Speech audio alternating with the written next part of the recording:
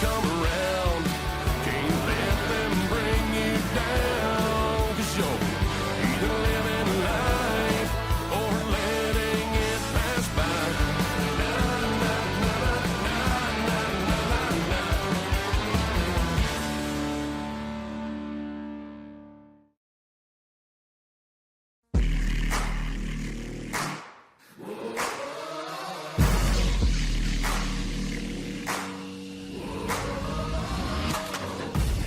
Tonight on Countdown to Green, we look back at all the action from Las Vegas. Christopher Money Hill and Tucker Minter join the show, and the crew breaks down all the splits, points, and drops during week 2. All of that and more coming up on Countdown to Green.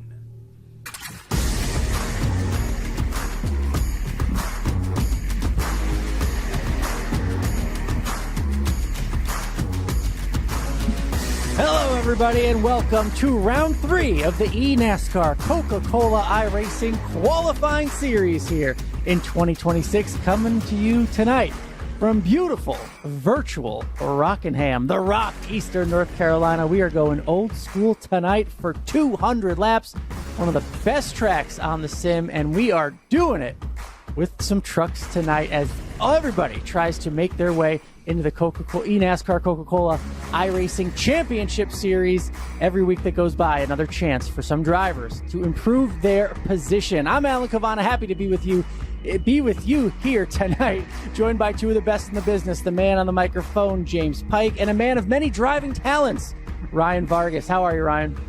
Man, I am so excited to be here. I'm so excited to be talking eNASCAR Coca-Cola qualifying series action. Las Vegas was crazy, but James, there's a lot to go over here tonight. There's a lot to go over and a lot to anticipate as well. I love tracks that are great for the clean slate litmus test where you really see the skills of a driver come to the fore. Rockingham is about as good of a place as you can do that at. So we have a really, really fun 200 laps to dig into this evening, I think.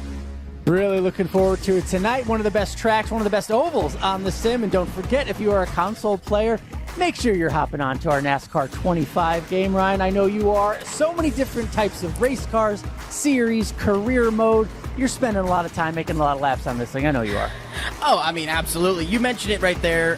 This NASCAR 25 features all 4 NASCAR touring series. That goes from Cup to O'Reilly, Truck, and even ARCA, which is super cool. It's big for those lower series drivers, those lower teams. So really cool stuff there. Every track is modeled to the detail, Alan. It's laser scanned. You have 40-player online multiplayer. And the best part, Alan, and this is one thing that I think you and I can go head-to-head on, is it doesn't matter if you're a pro, if you're one of these guys out here on the track tonight that we're going to be talking about, or if you're yourself, who is, doesn't do much driving. I'm sorry, I had to dig at you. If you're somebody who doesn't do much racing, you can jump right into this and have a lot of fun. It is a perfectly good mix of sim versus fun. Yeah, me and James Pike, we're coming for you. Right, Ryan? Right, James? Oh, yeah. Yes, indeed. You know who else is coming for some big-time scholarship money? How about Daniel Falkingham, who won the Great Lakes Gauntlet, the 3rd tournament for the 2025-26 eNASCAR College iRacing Series presented by the Play vs. College League. He got the job done there last Wednesday night to go with his race win in this series from 2 years ago. He's now a tournament winner there, but Connor Yarashak still the points leader by 18 over Logan Clampett heading into next month's tournament at Martinsville. You can scan the QR code on your screen to join, to get involved, to learn how you could race for part of the $60,000 scholarship prize pool. And you can also find out more information on pcl.gg/pages/eNASCAR. Great action there. Great action last week here in this series out in Las Vegas. Guys, Sebastian Marin started on the front in the top split. Wasn't always there. We didn't know he'd be there at the end, but man, his journey to get to that checkered flag was pretty special. Well, and his journey to get there was so intriguing. There was a clip online that circulated, and we talked about it in the broadcast. He was playing some fuel strategy. He was manually reaching up to his keyboard, pressing the I button to shut the truck off and coast around the corners. So it's impressive what these guys are able to do. And you see right here, all the action. Las Vegas is one of my favorite tracks on the surface. As we saw Quentin Warman just getting beat up. Turn 4 was an absolute truck killer all night long, but 3 and 4 wide racing, lots of momentum, James. I would argue to say this is probably some of the best racing we've seen. It's one of the best intermediate tracks you're going to find on the service, and I think that even though we sort of had a tale of two halves kind of race, where the first half you saw a little bit more green flag racing and it was a little bit more caution and quick sort of shorter runs. The second half, credit to Sebastian Marin for weathering the storm and taking all variables into account and getting the job done and finishing it off and picking up a first split win in the qualifying series, which anytime you can do that, it's always such a big deal, not only for the momentum that it gives you, but also for where it puts you in points. Look at where he is now. He is 94 points above the cut line to make Coke Series free agency, right on the heels of Daniel Falkingham, who got the win in split one at Daytona. And then you see some big names throughout this list. On a former Coke Series drivers, also that guy in 8th, Carson Hocevar, who had a pretty good run in Atlanta. I don't know. So we haven't seen him anywhere, right? So you got him. You've got so many former Coke drivers that are trying to make a move back into the series. And then look at the guy in 23rd, Rajat Caruth, who was just having fun. I know. Yeah, got the job done at Daytona and won his split there. That's why he's up in this. And then you pointed this out, Ryan, before we got going tonight. 1 point difference between Lucas Cram and Sean Anderson. Aiden Beerline, also World of Outlaw Series drivers. So you got people from all corners of the sim racing world and the real life world digging into things and having a blast and making a pretty strong statement early on in this Coke Series, Ryan. Absolutely. And to give the audience at home a quick refresher on the format here, right now we are entering the eNASCAR Coca-Cola iRacing qualifying series. This series started on February 10th and will continue until April 28th. That's when we continue going into the free agency. Now, the first round here, it consists of 4 rounds of trucks, 4 rounds of O'Reilly Auto Parts Series cars, and the final 3 rounds consist of the NASCAR Cup Series cars. Remember, you get 1 drop round, 1 mulligan. So 1 bad race, you can kind of recover from that, but being consistent is what's going to matter. This series is open to all iRacers. It is an official race. All iRacers with the Class A iRacing oval license. And the top 3 in points. We talked about it. That top 30 bubble, that top 30 enters free agency. And you enter that pool of drivers who are vying for a chance to compete at the highest levels. Free agency, you see it right here. All these drivers, 52 total drivers enter, 40 drivers in there. All these things right here. You look at right here.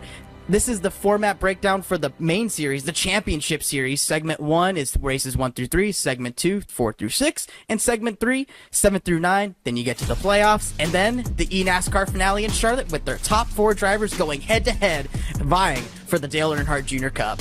Yeah, all that racing, it's all boiling down to who can make the championship series. And let's not forget, 20 spots are already claimed. If you were in the top 20 last year in points, the best of the best are waiting to see who's going to come out of the qualifying series. And we have 2 of those drivers tonight, guys, 2 of the best to do it right now. We have Tucker Minter and Christopher Hill joining us on the show.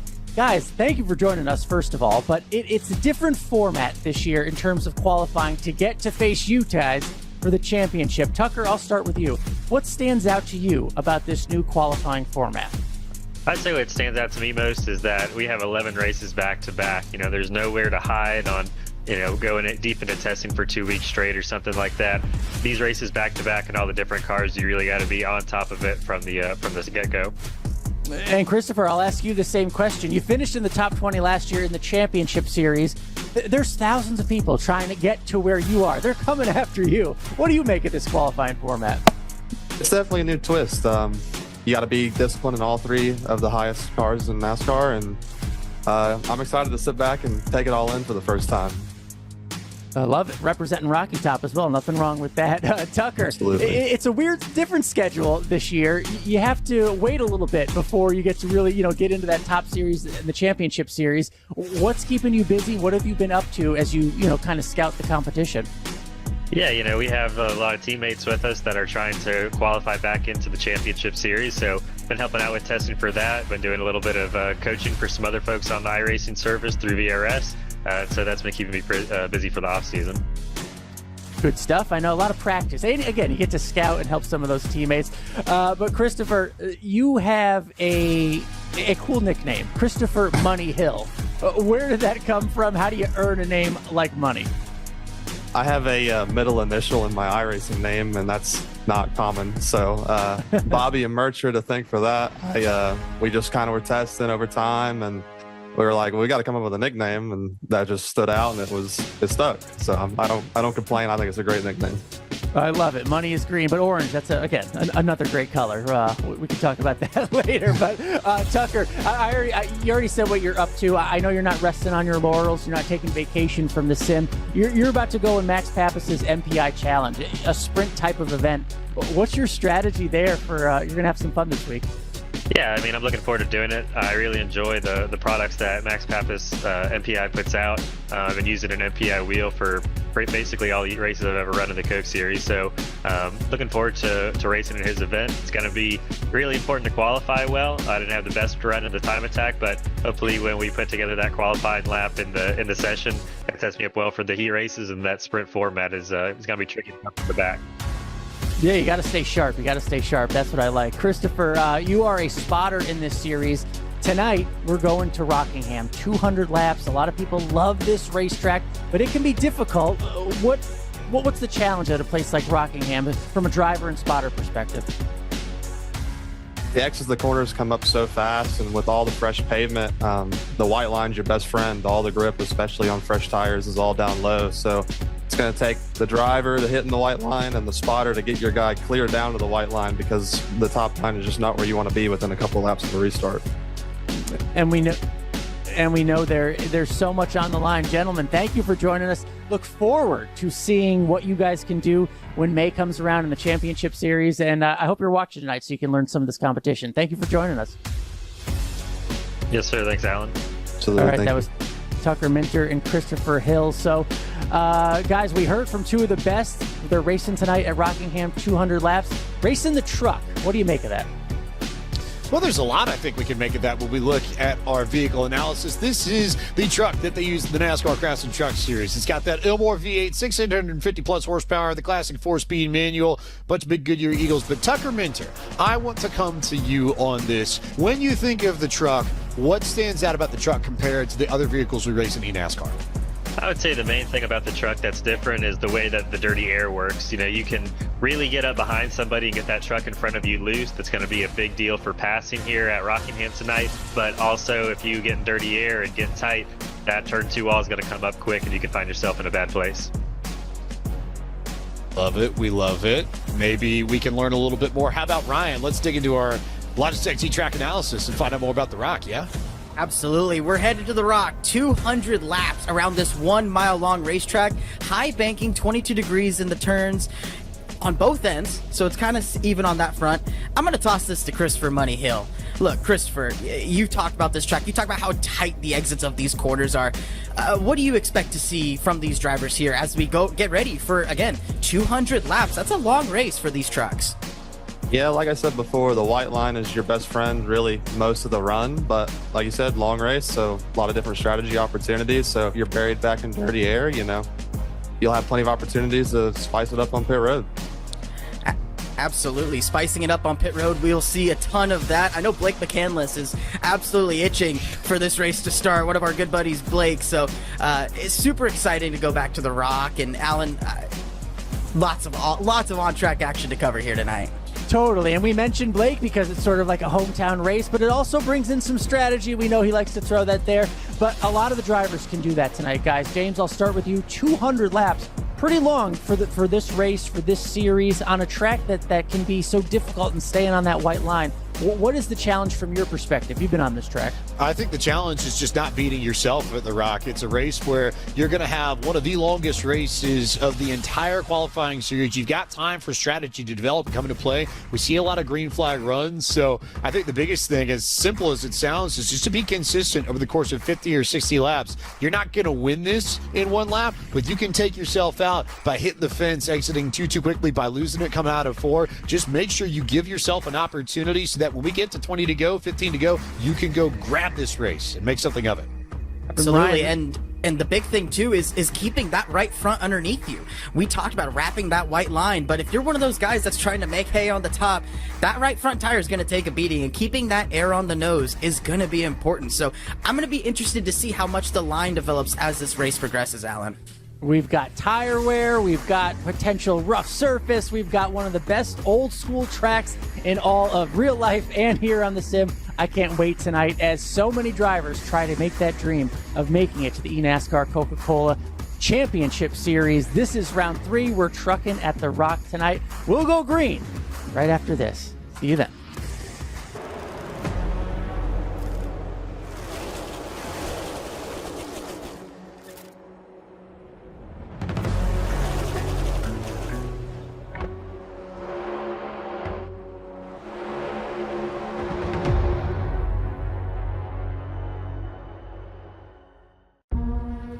Racing isn't just a game, it's a way of life. Every lap, every moment. Practice is about consistency. Winning doesn't come easy. Yo! My turn, Bubba. Dude. Feel the road. Own the race. Logitech G wheels and pedals available now on Amazon. Welcome to Sunday at Full Throttle. Oranges don't whiskey. They roar. This is where you remember what it's like to feel something. Heart racing with your people, screaming your damn lungs out. Let's go! So America, start your engines!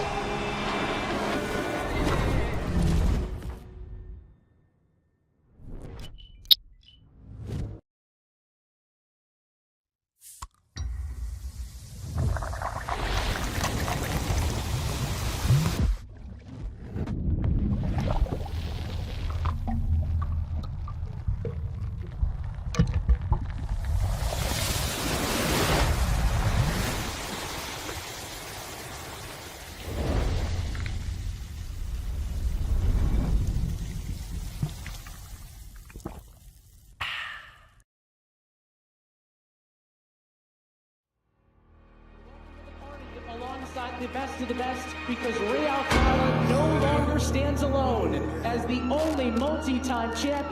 Wilson is the 25 eNASCAR champion. Hey, they tried to drag me down, but look who's laughing now. Look who's laughing now.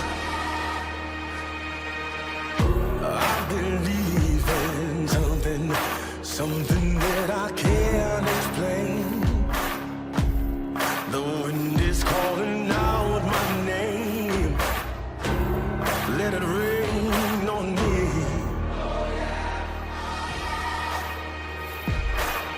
You know I put in the hours, and I'm not gonna wait in line.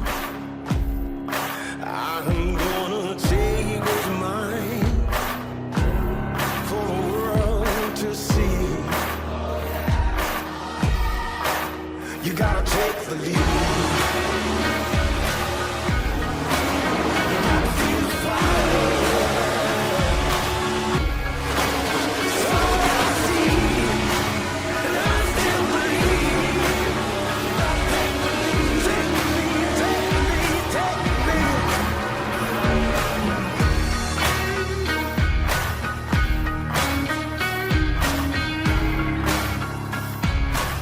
Live from iRacing's virtual Rockingham Speedway in Rockingham, North Carolina, we say good evening, sim racing fans, and welcome to round 3 of the 2026 eNASCAR Coca-Cola iRacing Qualifying Series. Well, there are 2 weeks left in these NASCAR Craftsman Truck Series trucks for the drivers who want to fight on the road to $500,000 later this year, and we're happy that you're with us on the iRacing Esports Network. Myself, Evan Pasoko, Kenneth Bueno, Alan Cavana with us as always, and KB, if this is your specialty, these trucks, you're running out of time. But man, what a challenge tonight. This is just quintessential NASCAR. We saw The Rock come back for the championship series last year, and we've got it tonight again in the qualifying series. And this track tonight, Evan, in Rockingham Speedway, gives you a dichotomy of feelings if you're the driver base. One, nerves, and the other, excitement. And of course, for this series, 2 more races left, including tonight with the Craftsman Trucks. We jump into O'Reilly Auto Parts Series action right after that. You got to be good on all 3 phases of NASCAR competition. With these 3 cars, everyone with an A-Class and 2.0 safety rating with a license will be able to compete. Top 30 eligible to make it into free agency, to make it into the Coke Championship Series later on this year. And we've got multiple splits, tons of entries here in this new format. It really is something that we haven't seen in this series before. This simplified format gives us racing pretty much every single Tuesday, Alan. It feels like it was just a day ago we were in Daytona. We're already talking about wrapping up the trucks here in these next 2 weeks. Yeah, at least we're doing it on an old school surface like the one tonight at Rockingham. It's not the sandpaper that it used to be, but it has challenges of its own tonight. The trucks at Rockingham next week at Phoenix. Then we go to the O'Reilly Auto Parts cars. Homestead Auto Club, Darlington, Bristol, and then the final stretch in the Cup cars back to Chicagoland, high speeds of Michigan, and that beautiful oval down at Texas. It's the longest race on this qualifying series calendar. Let's go trackside. Take a look at your Coca-Cola starting grid. Eddie Kerner is going to be on pole position tonight with the 22-283. He's going to bring us to the green flag alongside last week's top split winner in Las Vegas. Sebastian Baron will roll from position number 2. A tie down to at least the third 10th of a point there to 1/1000th.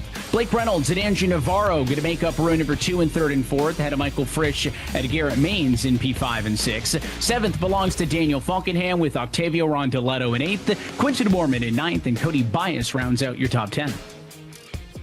And the top-tier talent doesn't stop in the midst of this top 20. Seth Knoll, 11th. 12th is where you'll find Matthew Morton. Matt Busso runs in 13th to begin this race, with Justin Smith behind him in 14th. Garrett Lowe, former Championship Series driver, in the top 15. Kenny Brady, exciting announcement in the hours leading up to this race. He'll be 16th on the grid. Sean Conklin rolling from 17th place. Rocky Boyd III is 18th. Adam Garza behind in 19th. And Brian Mercurio rounds out the top 20 in qualifying.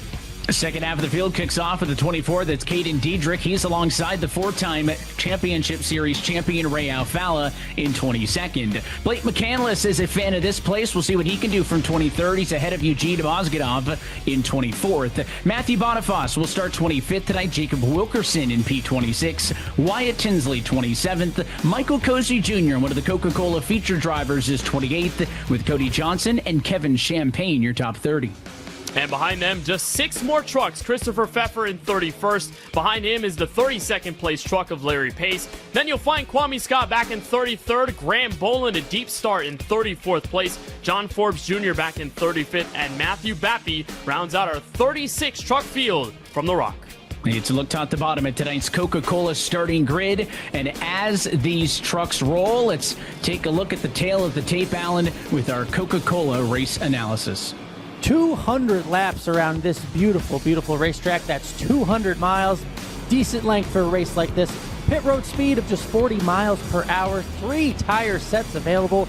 And the estimated pit window, 95 to 100 laps. We will see some drivers push that pit window for nearly half of this potential race, but 3 sets available. It's going to be fun. Longest race of the season. We'll see what kind of a challenge that brings. And I know it's only 2 weeks in, but 2 different top split winners so far. Sebastian Baron in Las Vegas a week ago. Daniel Falkenham in the season opener in Daytona. Both of those cars qualified inside of the top 10 here tonight, looking to continue their hot starts to this 2026 qualifying campaign. Pace car lights off will yield to the safety of pit road this time. The field in the hands of your pole sitter, the number 31 machine of Eddie Kerner. Let's go racing at the Rock.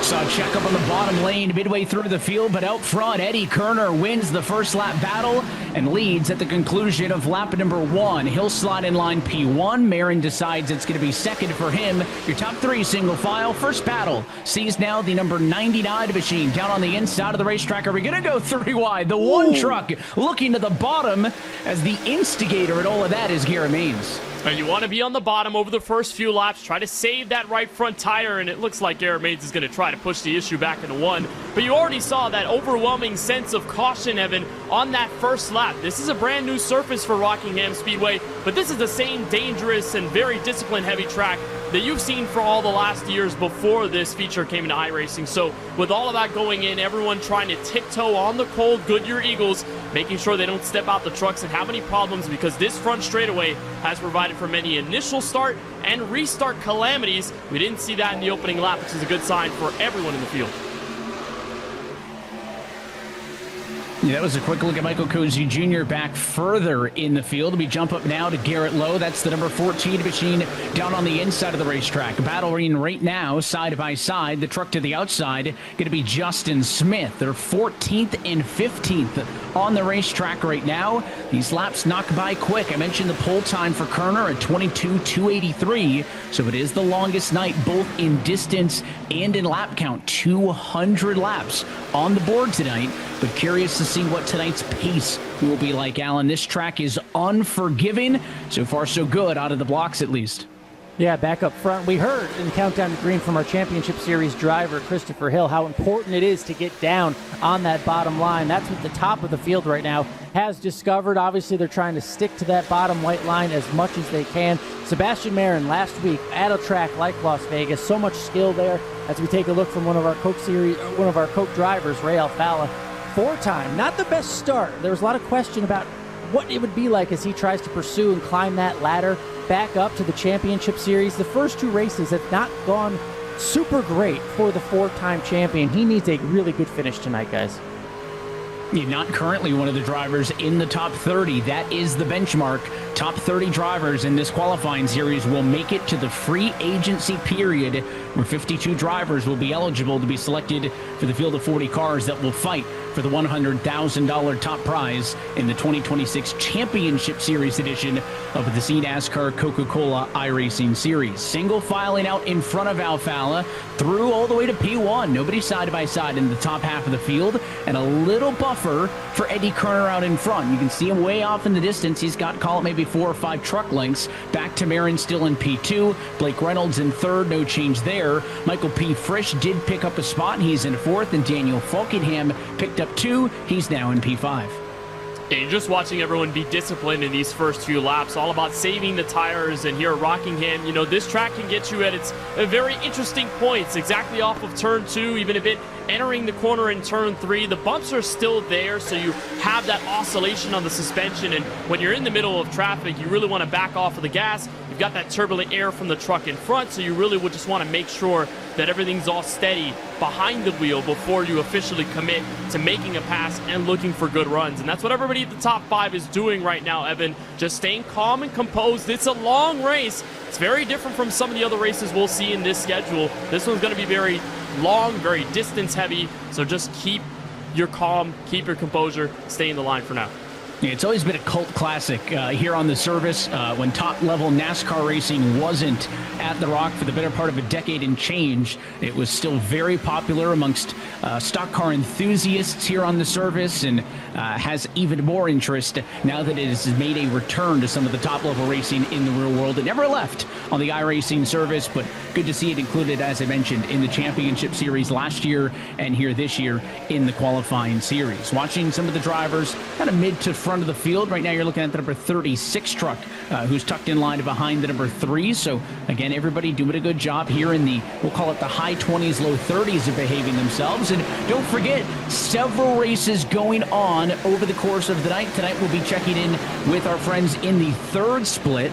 And that 3rd split, sure, you're not going to get top honors and points, but Joe Armstrong, a 3rd split winner just a week ago in Las Vegas, P16 in the overall points, Alan. So just because it ain't top split doesn't mean there's not big points on the line for the drivers on the bottom half. certainly. We've seen some of those third split drivers in position right now to advance to the championship series if they were to keep going. You never know who's going to show up. We've seen NASCAR driver Roger Caruth, NASCAR driver Carson Hocevar pop up in some of these splits, guys. We've had more than 1,400 drivers in this qualifying series in just the first 2 weeks, not including the drivers you're seeing tonight. We're looking at the top split, but again, number of splits throughout this qualifying series as everyone's just trying to chase that dream of getting to the championship.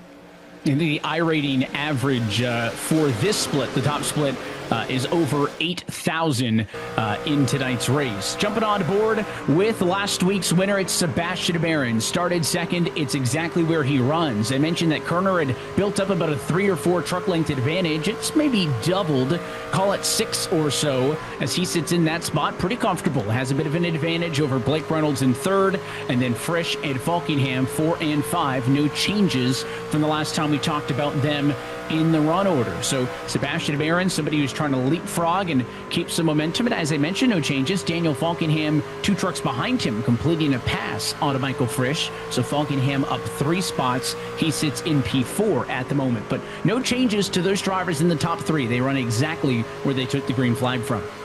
And for Marin and Falkingham, I mean, this is a time to just take control of this qualifying series championship. You win Daytona if you're Falkingham, you win Las Vegas if you're Sebastian Marin, and all of a sudden you've got, you know, a single-digit gap for the top of the qualifying series. And while, of course, the goal is to be top 30, you still have a big buffer before you get there. If you can, at least early in the campaign, stretch out that buffer as much as you can, you're tactically putting yourself in a good spot, because should you use the mulligan drop, that'll help you out. Should the O'Reilly Auto Parts Series cars or the next-gen car races go a little awry for you with the back half of the calendar, you can compensate for your very stocky performances here in these first few. So for Marin and for Falkingham, they've been disciplined so far in the first 19 laps. And again, just showing you some of the best of the qualifying series so far, and just waiting for their chance to pounce. Falkingham's versatility is really showing itself in that 99 truck. Even now, in this race, we saw him win Daytona at Super Speedway. We saw him do very well at Las Vegas last week. And now here we are. I think some old schoolers would call this place a short track, certainly racing like one. And there he is once again, right now, competing for the win in the top 4. I expect him to have a good race here. A long way to go, guys, before the championship series, but Falkingham's versatility is showing so far.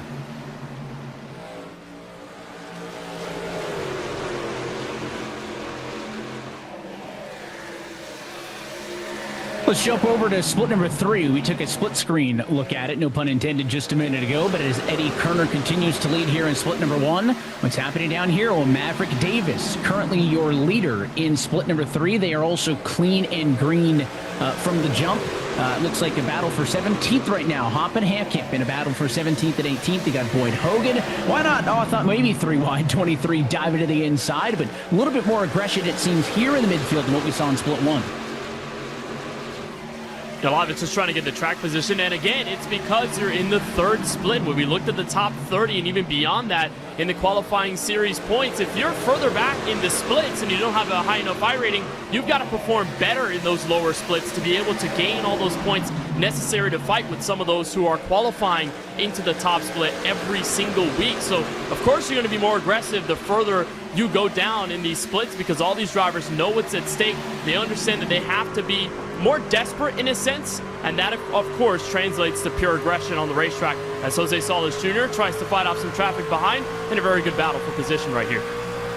I'm going to classify him as a dual sport athlete, but the sport's still racing cars. A driver in the eNASCAR College iRacing Series representing UConn. We'll be talking about that because the third race of their spring semester just opened for time trials today, as we look forward to the Old Dominion Classic at Martinsville in a couple of weeks' time. But we see a lot of that crossover here in the qualifying series, across the college series, and everything else inside of the world of eNASCAR. A lot of familiar faces all across the board if you're here with us on Tuesday nights or on Wednesday evenings. But just kind of going through Agnew, Phillip, and Aim, who had qualified for the championship series, trying to get back to that point. You've got a lot of other names who could get back to that level, running right there inside of the top 24. Now, of course, P20, not going to cut it in split number 3, but if you can be a top 5 truck in the third split, you're going to be scoring more points than somebody who's finishing in the back half of the field in split number 1. So, there are overall less points available,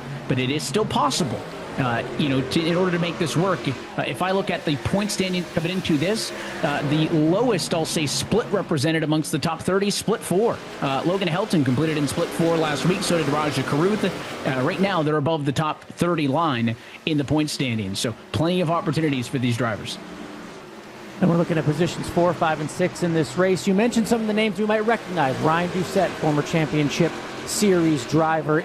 It just goes to show you the level of competition now involved in iRacing, in the eNASCAR Coca-Cola series, where there's so much competition, and how tough it is to crawl your way back once you are no longer in that championship locked in with the top 20, but just the want to get there and the climb you have to go through now. It just shows how tough it can be.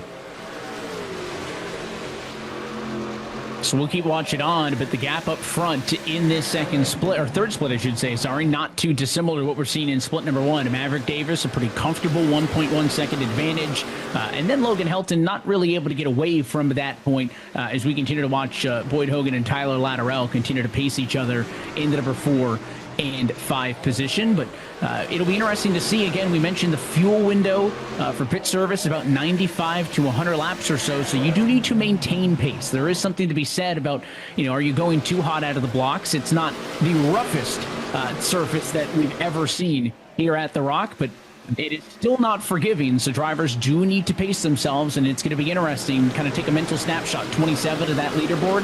Let's see where they are in about 50 laps time. Well, these gentlemen joined us on Countdown to Green, but joining us on the race broadcast for a little bit, joined by Tucker Minter, a 2025 Championship Series driver for William Byron Esports, and Christopher Hill, also champ driver from last year for the Apex Racing team. Guys, welcome to the broadcast. Thanks for having us, guys. So I know you guys both mentioned you were excited to watch this race, and we're happy to have you. Tucker, I'll start with you first because you just happened to be the Championship Series race winner here at Rockingham a year ago. I know it's not apples to apples, cars compared to trucks, but obviously you like this place, so give me your pitch on what makes Rockingham such a good track.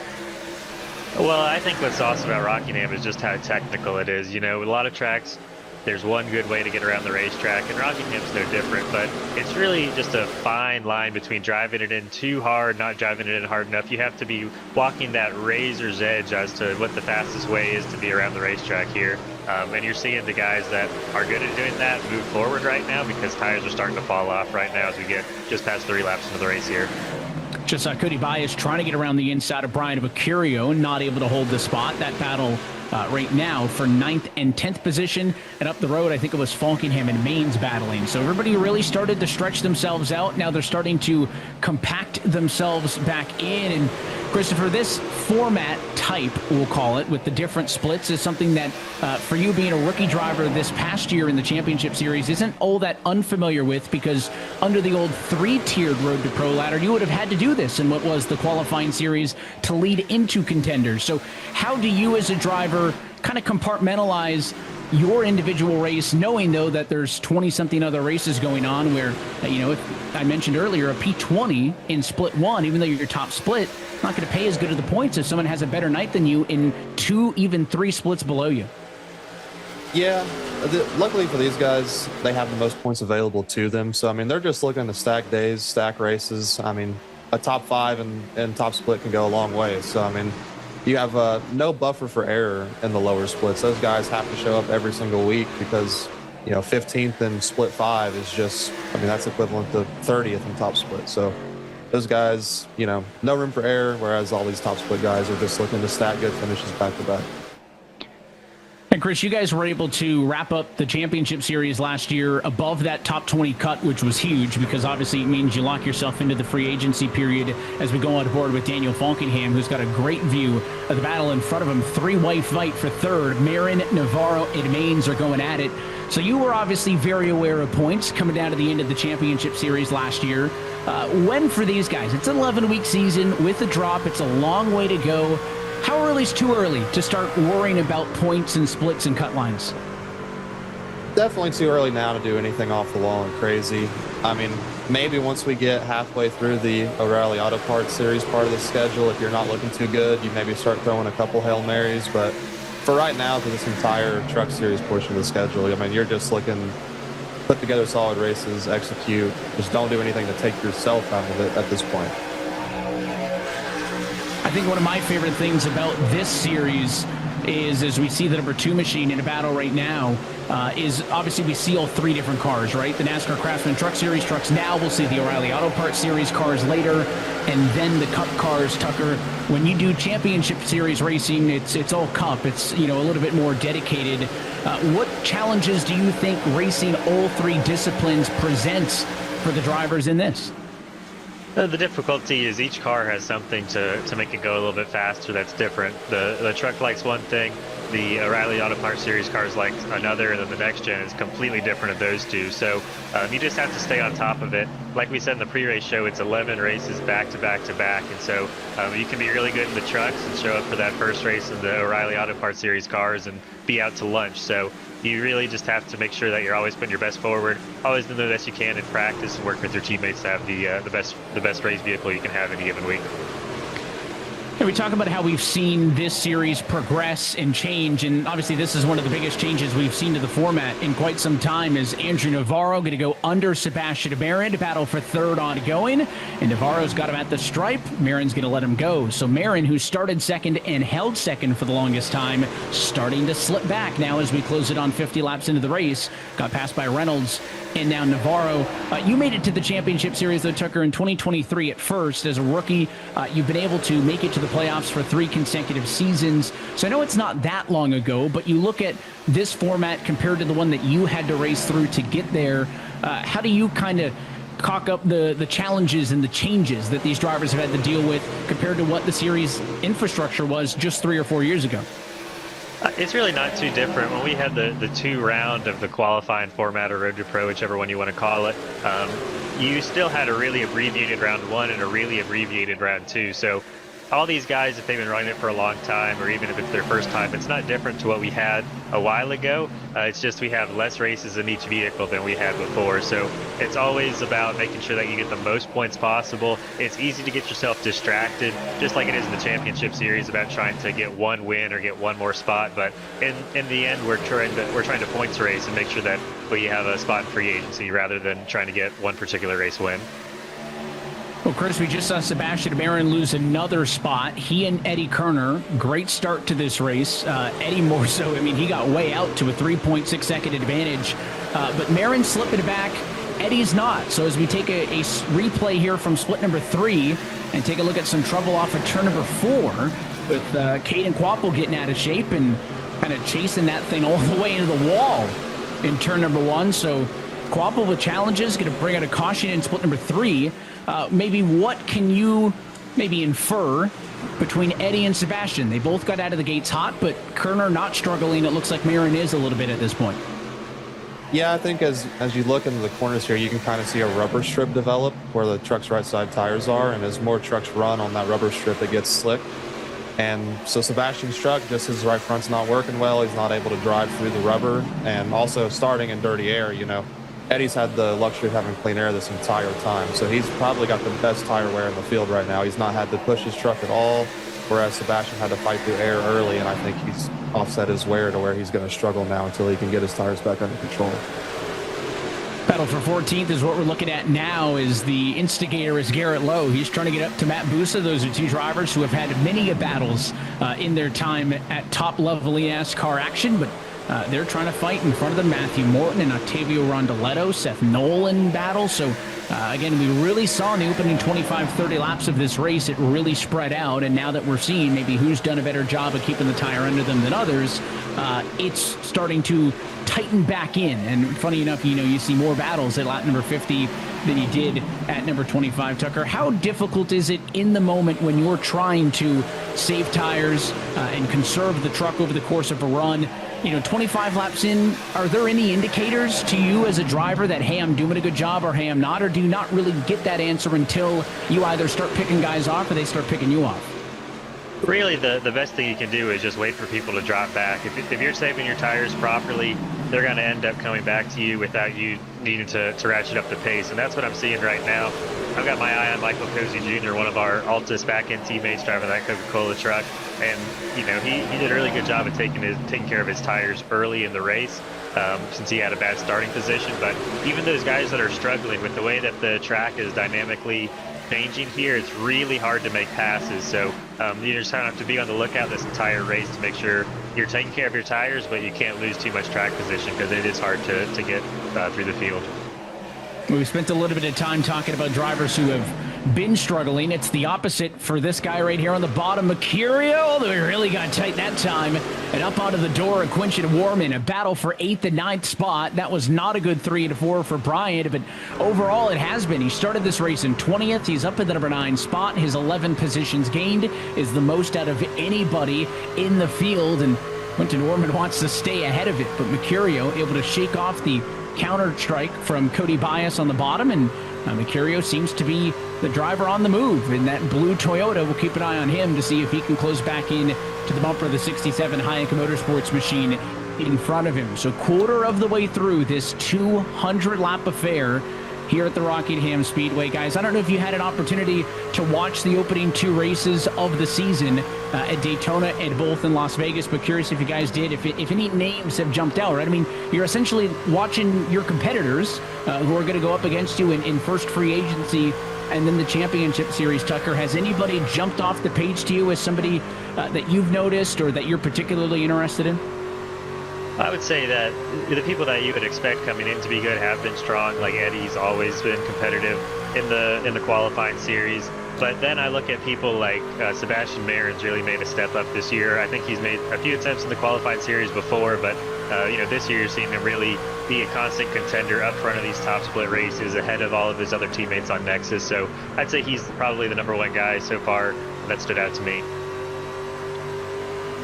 And Sebastian and Falkenham, of course, are 2 top split winners. They're running inside of the top 10. I mean, Michael Frisch, somebody else, Chris, that's a familiar name around that's having a good run. He's been pretty steady as well tonight in the top 10. Yeah, I've done a lot of league racing. Michael Frisch had a lot of good times racing him, so it's good to see him having a good run. Well, so far, clean and green in this top split. Of the 36 drivers who started this race, 34 of them are still on the lead lap. Christopher Pfeffer is not. That truck came down pit road 2 laps ago. Also, Rocky Boyd III is out of this race. That car's gone to the garage. He's going to finish P36 out of 36.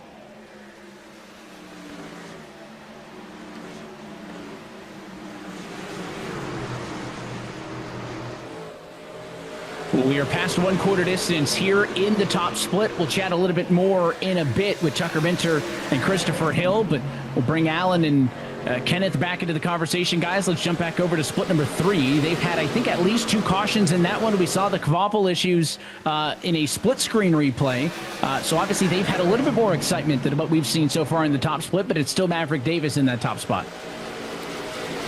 Yeah, it seems like nothing much has changed in terms of the leader, but with those restarts, it will affect the strategy, and that will become a very interesting conversation, Evan, as we transfer later into both of these races from the first and third split, is how you want to save fuel here at Rockingham. And we know Blake McCandless, who's the driver in the top split right now, he knows a thing or two about saving a ton of fuel here at Rockingham Speedway, but plenty of these other drivers with the cautions will get a chance to slap on new tires, get the change of fuel, but if you get a long green flag run at kind of an awkwardly placed time, you will have to start thinking about whether saving will be in the equation and how many stops you'll have until the end. This is one of those tracks that is conducive to some of those longer green flag runs kicking in, so you always have to keep that into consideration as you watch a fantastic battle. There's Solace down the inside, Ryan Doucette having to give way, and you're watching already, like what Tucker mentioned, Evan, this inside line is slickening up. The outside in the middle is starting to become a lot more formidable, and if it's really tough to pass, you got to do something like what Solace did right there. Just slide job in front, give the turbulent air, make that driver behind you have to let off the gas. Yeah, looking further back in the field here, we're seeing the effects of this green flag run, guys, right? The tires are going away. The trucks can't stick as close to that white line as we saw in that first opening stint that we're seeing.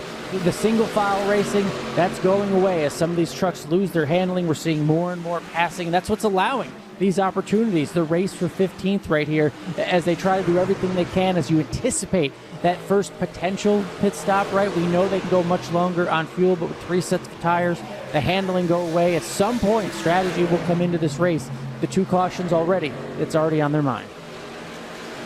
Watching that battle for 15th position, Garrison Hogan, the lead truck in that fight, or at least was for the time being, as the outside in the 17 machine has the advantage as they continue to run. They're only about 4 laps behind where the top split is. Top split working lap number 63, split number 3 working lap number 59. So if that pace continues, not only will we be checking in with the third split all night long, but maybe if the top split wraps up first, we can get some bonus eNASCAR coverage. We had plenty of overtime last week in Las Vegas, and we have pit stops in the top split.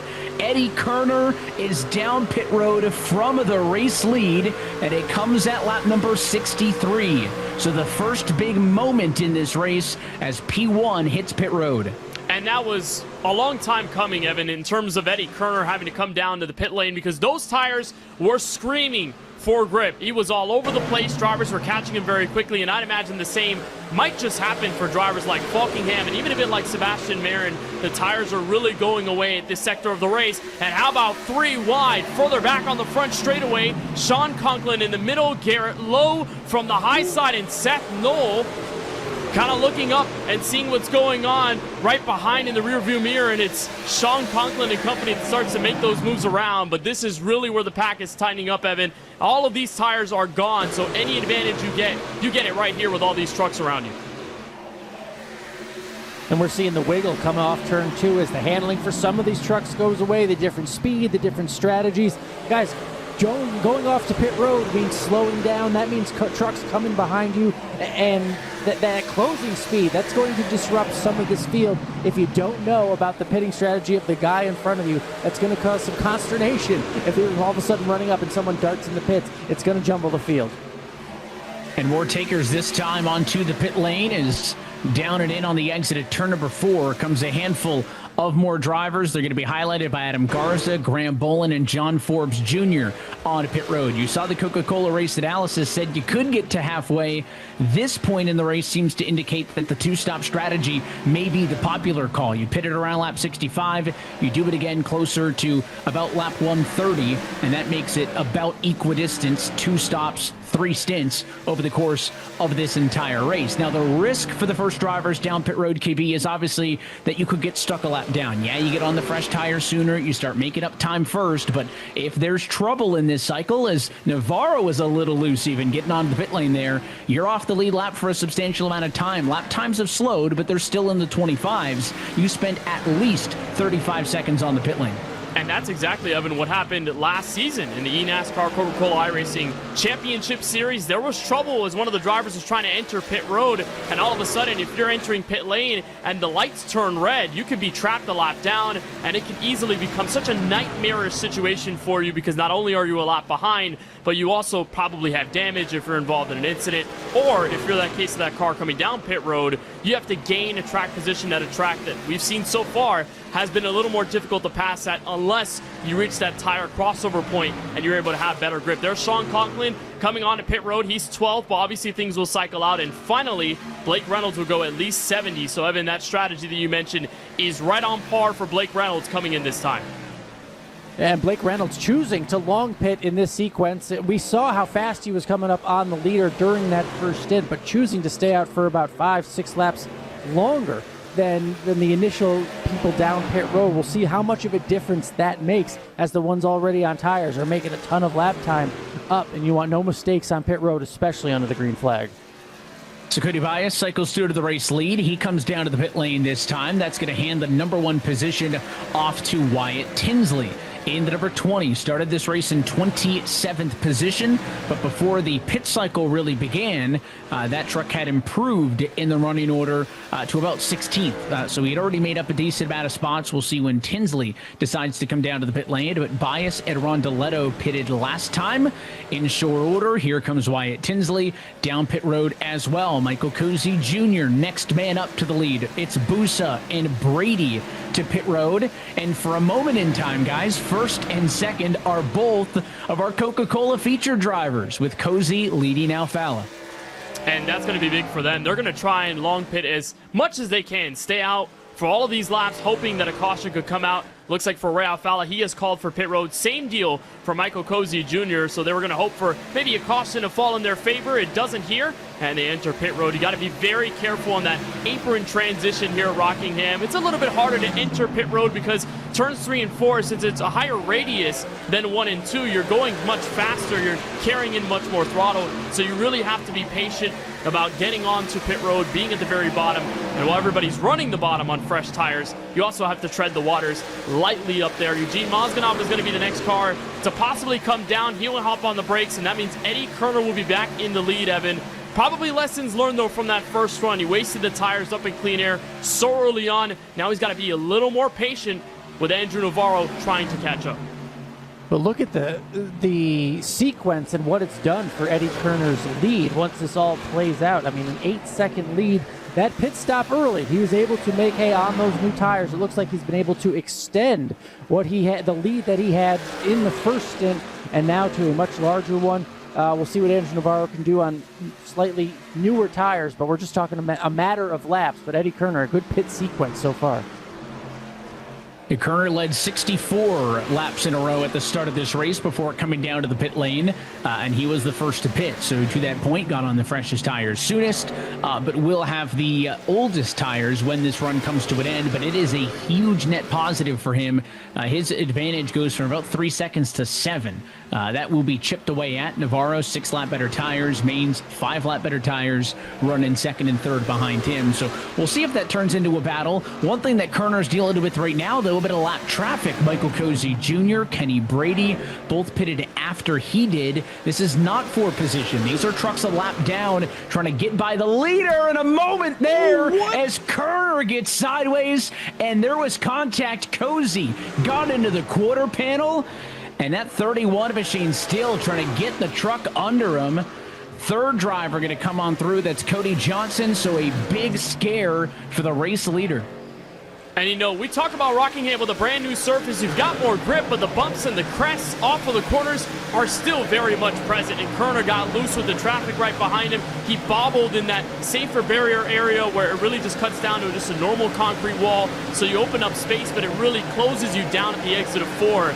And so Kerner really had to deal with that. There's the gap between first and second. And like you mentioned, Alan, it is a 5-lap difference in favor of Andrew Navarro. But he's been the best long-run truck, apart from a couple other drivers over the course of this race as we approach halfway. So you really got to keep in mind what he's doing. And Kerner is saving for sure. He had that big moment, but he's nearly 4/10 slower than what Andrew Navarro is putting on right now on the racetrack. So the difference is showing right now. And in the long run, it's going to get even more exacerbated. And that's something you have to factor in if you're a driver like Kerner in that 31 truck. But he lost a ton of that lead battling with that lap traffic. And the lap traffic has every right to try to do whatever they can, especially on newer tires, to get their lap back. But the fact that Kerner lost so much time of that lead that he had factored in with his pit strategy, we'll see how big of an effect that has. But that was huge for Andrew Navarro, who is still pursuing the lead.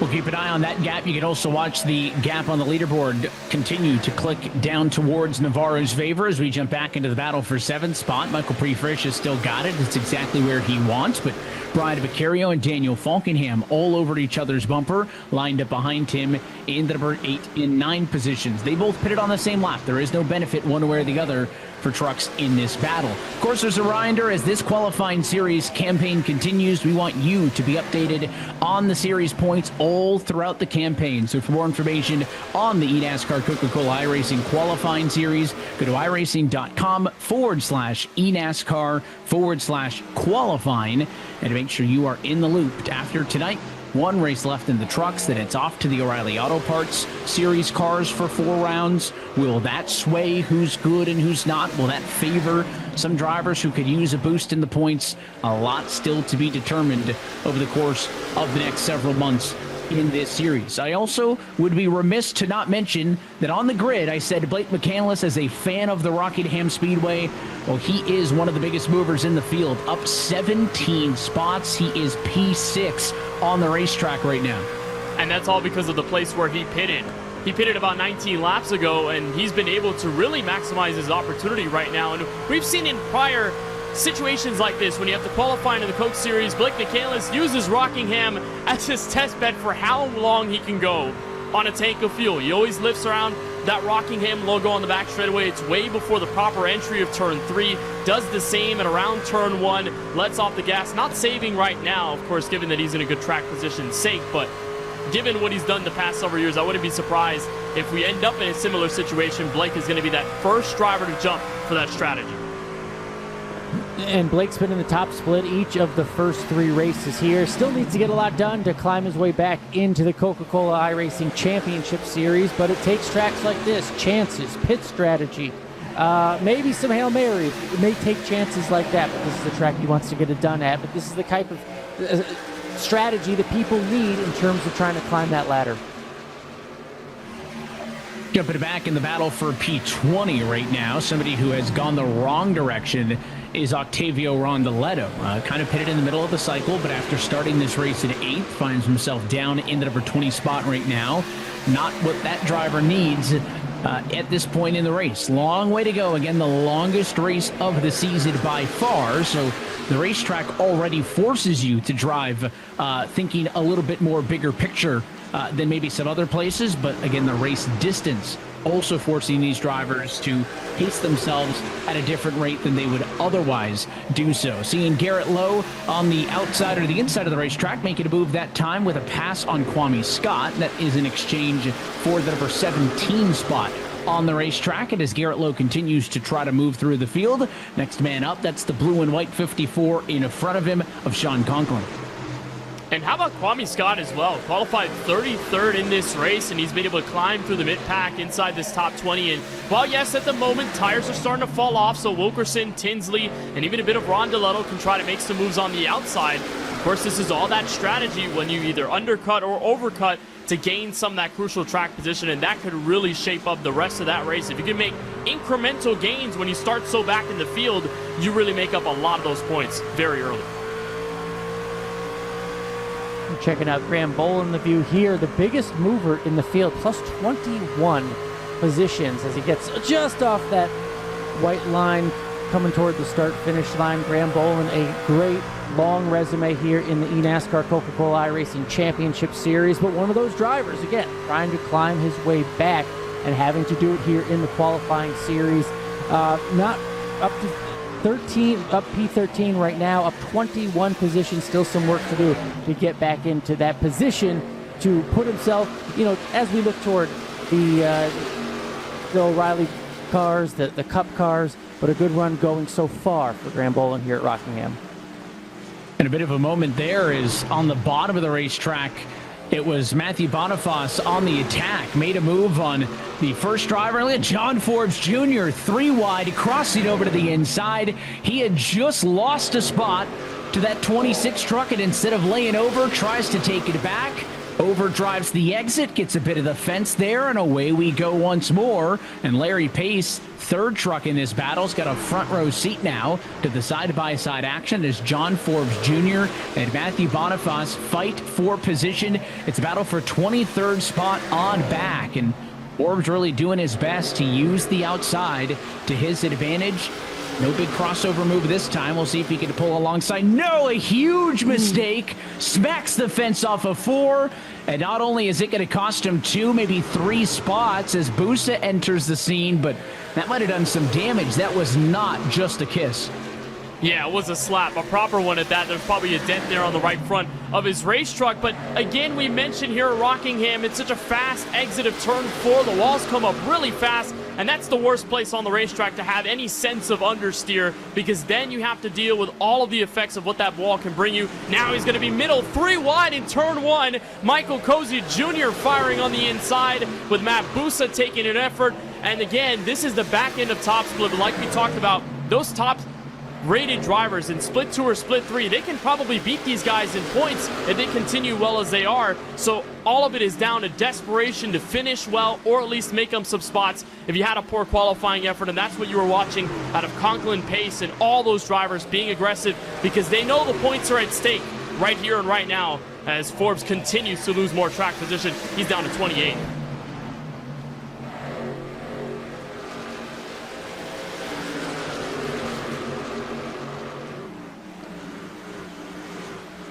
Watching Kenny Brady use the outside there to get around Larry Pace, so Pace ends up losing 2 or 3 spots in the end as that battle continues on. Checking back in with split number 3 on the bottom of your screen. This is for 25th position in the race, but 2 by 2, several rows deep, as these drivers continue to be aggressive down there in split number 3. Action throughout looks very similar to what we saw in the top split just before we got through. A clean green flag pit cycle that saw everybody agree that the 2-stop strategy was the decision to be made. Now we're kind of at that point, just shy of halfway through a fuel run in split number 1, where drivers have spaced out a little bit. This was the same spot, though, in the first stint, where then we started to see who conserved better, who burned up their stuff, and give it 10-15 laps. I think we'll start to see a lot of drivers starting to shuffle up and through the running order once more. But the next time around, it's going to be halfway home as Eddie Kerner up at the front of the field prepares to come around and complete lap number 100 and bring us to the halfway point in this 200-lap affair. And even halfway through this race, the racecraft we're seeing, it appears, he's a little, just gets, was that Graham Boland gets out of the groove a little bit. But for most of these trucks, for most of these drivers, it feels like we are seeing patience still, even at this point halfway through, where you're almost waiting for the driver in front of you to make a mistake and then take advantage, rather than pushing your tires, rather than being awful aggressive. This is the battle for the lead, though. As I mentioned, patience, no, they want, Logan Hilton wants the battle for the lead. Jose Solis Jr., it's a great battle here in split 3.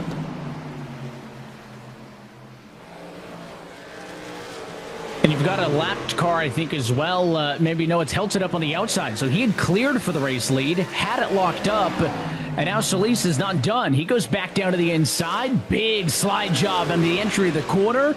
Does he lock it up? Yes, he does. Hilton is not able to cross back down to the inside of the racetrack. So Solis, Hilton, and Polmus, first, second, and third, are in a decent battle for position. The third truck in line there is the lap machine. So 21 not a part of this. And then Barrett Polmus is 2.5 seconds back in third. He's in a battle with Patrick Moose and Tyler Latterell for position. So those are kind of the 2 lead packs as this second split. The same milestone as we do in split number 1. They are now also just crossing the halfway point. To back in split number 1, jumping into the battle for 9th spot. It looks like Cody Bias is trying to get away from the battle between Quinton Warman and Daniel Falkenham, and Adam Garza also able to sneak on by. He's trying to get up to these 3 also. And one thing I love about watching these 3 trucks go into battle is that you look at their paint schemes and they have team support from some of the teams in the eNASCAR Coca-Cola iRacing Championship Series. Hayek Motorsports, they embraced Quinton Warman as a rookie driver last season. He's back with them in a partnership to try and re-qualify into the Championship Series. And then you've got this fight between Mercurio and Falkingham. Both of them have the Money Lap logo on the back end of their trucks, and that's because eRacer, a team in the Championship Series, put on a challenge saying, hey, if you want to try and compete with us and compete for us in the Championship Series, run our logos on the trucks. There was a whole challenge about it, so a bunch of drivers signed up for a form, and you see many of those alongside Kansas City Pioneers and other teams that are just getting into the festivities. And one of them is this driver right here, Kenny Brady, making a big-time announcement several hours ago that he and Vegas Inferno teaming up to try and qualify for the Championship Series this year.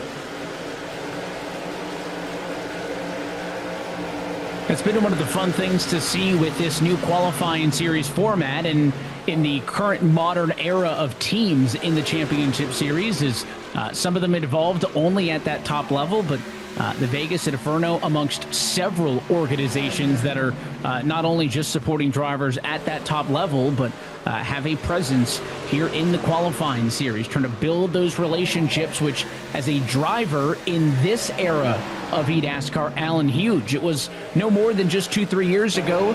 You finish top 20 in the next series down, you're good to go. And you see another example with Hayek Motorsports there in Quinton Warman. But with free agency, which was a game changer when that was introduced, these relationships matter. Absolutely, because there will ultimately be a run, a 2-day free agency period, should you be able to qualify to get back into the Championship Series. So the relationships matter, marketability matters, of course the talent matters, And as much as we're looking at Quentin Mormon now trying to climb his way back into the championship series, I am keeping my eye on the left side of the screen because Eddie Kerner's lead is just dwindling down. Remember, after the pit cycle, it got up to 8 seconds, then he had a little trouble. Graham Boland, another one of those drivers trying to climb his way back in to the championship series. Familiar colors, familiar number and scheme there for him, but the racing toward the front of this field in the top split, that number is getting closer and closer as we'll have a battle for the lead soon.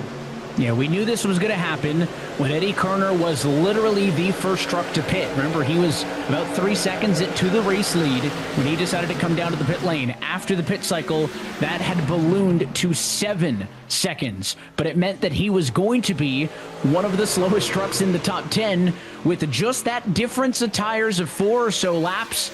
And in the end, Garrett Maines in the number 1 truck, a move on the inside of the racetrack, is going to get his first lap lead of the afternoon. Maines to the top of the scoring pylon, pitted 5 laps later than what we saw out of Eddie Kerner. That's the difference right now, and it is not done yet. Andrew Navarro, the white truck, 4th in your picture, down to the inside on Kerner, trying to make it a battle for P2. And he's got the best tires out of anyone in the podium right now, Evan. He's 1 lap better on tires than Garrett Maines, although he did get sort of passed by Maines very quickly in short order a couple of laps ago. But all of this, of course, to just get around Eddie Kerner, make this an easy pass, but you really have to work hard at Rockingham. And if I'm Garrett Maines, I see the lot truck in front, I use that as a pick and then potentially watch this battle unfold behind me and say, if Navarro can't get around Kerner in a short matter of time like he will right now in turn 3, I can extend my gap and have a lot of fun at the front. But Maines doesn't seem to be applying too much pressure on Eugene Vazganov, who's that lot truck up in front. But it's been really interesting to seeing where the saving strategies are, Alan, for all of these drivers. They find different points of the run to save their tires either early or the mid-portion of the race. And right here is where you're seeing this payoff or the discrepancy come into play, which is a lot of fun. And yeah, without cautions, you are kind of making your bed, and you're making your bed early, depending on when you chose to get that first set of tires and how long you run this next set of tires, because with 87 laps to go, you have to get to a certain point where one more stop will make you to the end, so you have something to compete with toward the checkered flag. Of course, cautions could change everything, but without a slew of cautions, the decisions you made, 50 laps ago, are going to factor into how you finish this race. And as expected, now, as we are 45 to 50 laps for most drivers into this stint, you're starting to see who's got more life left in that truck now compared to earlier in this battle for 11th. We had to jump up to the battle for the lead for a bit, but this part has been a good battle throughout this stint. The side-by-side, a couple of rows back at all of this. Adam Garza also way up to the outside of the racetrack, losing a ton of spots just behind these two. Garza losing 3 or 4. You see him up against the fence there on the right-hand side of your screen as he races out of the picture. So he clearly somebody who is struggling at this juncture as we watch Sean Conklin trying to get inside of Bride of Mercurio. It's a battle for 10th and 11th position, and it is going to be on the bottom of the racetrack. Should be, in fact, pretty easy for Garza. He is clear on the bottom and on through. So another spot gained for Sean Conklin. You got Bride of Mercurio, Wyatt Tinsley. That's kind of the 3-truck battle right now you're watching with the 54 on back. And it's wonderful watching the progression of this race from tire saving to discipline to using different lines here, Evan, because half of the top 20 right now, half of them started this race outside of the top 10. A lot of them have to start from 20th or worse on the starting grid, so they've really had to dig deep over the course of this run, finalize that first pit stop and not make a single mistake, and then put themselves in the right place to where once they come around and then boomerang comes back to hand, you have a good position on your hands and you can start to fight a lot more. There's third split and contact on the back straightaway, a hard hit to the inside wall. We mentioned cautions coming out there. Seems to be the trending case as this one stays green. It was Patrick Moose involved in that incident, so caution flag flies in split number 3. They'll continue to fall further and further behind the pace here of split number 1 as we close in on what would be a final trip to pit road for us. Everybody in split number 3 coming down to the pit lane outside of 85 laps to go. Would be interesting to see because, again, these drivers have taken the preferred 2-stop method of about 65 to 70 laps out of fuel. It would be longer than that, but should be a doable number. So that could set up an interesting alternate fuel strategy than what we're seeing here, Alan, in split 1. Absolutely. The caution that we just saw in split 3, so interesting because everyone's going to come down for those tires. How long will they go, though? Anything, as you said, before 65 to go here in the top split will make for interesting decision-making because we haven't seen the stints go that far early on in this race. How far can you go? How far do you want to push it on tires? We know how far you can go on fuel. That shouldn't be an issue. But how far do you want to go on tires? If there is a caution soon, it will be a real decision make. Well, you got to come for the tires. It's just a matter of will that be the last stop or not? We'll see if they're thrown into that position here in a few laps. And it's a waiting game now, Kenneth, on when those decisions come. For Eddie Kerner, he was one of the first drivers to come down to the pit lane. That's clearly hurting him, but it's not just as easy as him to decide, all right, I'm just not going to pit earlier. I'll pit later in the cycle because that would mean he'd have by far the longest run out of anybody. So all those drivers now looking at the number, 77 laps to go this time by. What is the magic number to come down to pit road in a race that continues to be green and has not had a caution yet? Meanwhile, third split, everybody just pitted under the caution flag. They are about to go back green. Yeah, this is lap 85 for them, so they're still, or with 85 to go, so it's still a ways to go. Obviously, this first split has been there. Look at all the blocking into turn 1. Of course, that bottom line on fresh tires is so powerful that you really have to fend off with a wall. And if you've got too wide behind you, a restart could really make the difference between being passed by a few trucks in the first 2 corners or holding your own like you saw there with that third place truck of Logan Helton, just fending off defensively and making sure he can keep at least third on the racetrack. But it's been great to watch in this first split just where all these drivers are going, and you play that balance of track position, where you'll get it at the end of the run versus how many laps to go and how fresh you want those tires to be at the end. These drivers, though, worrying about a very different situation, just trying to get up as much as they can on the wheel, lean into it, try to gain that track position as a result.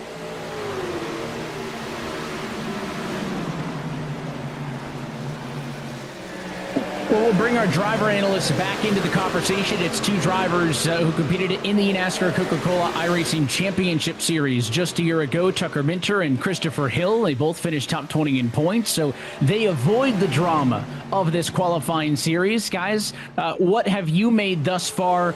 Tucker, I'll start with you, of the pit cycle, at least here in the top split, with Eddie Kerner deciding to pit first, getting out to a big lead, but has since slipped down to the number 4 spot. Yeah, what I'm seeing here is just that overcut is really powerful if you're able to come out in clean air and then be really efficient with your passing. If you can have that tire advantage all you want, but if you can't make passes, you're just going to be stuck after giving up your track position. So I'm keeping my eye on, Garrett Maines did a great job that run. Navarro did a great run. Back in the field, I got my eye on the Coca-Cola truck of Cozy. He's making some forward progress too. So it's just all about when you come on the pit road for this final stop, and hopefully you don't get caught out by a caution. And in layman's terms, Chris, to the casual viewer, they may hear us talk about the fact that, Eddie pitted first and it's 3 laps earlier or 4 laps earlier. And some people may, struggle to kind of comprehend how that few of a lap difference when you're running 60, 70 laps, that 3 or 4 laps could make such of a difference. But is that true everywhere? Is that maybe just a little bit more exaggerated here at Rockingham?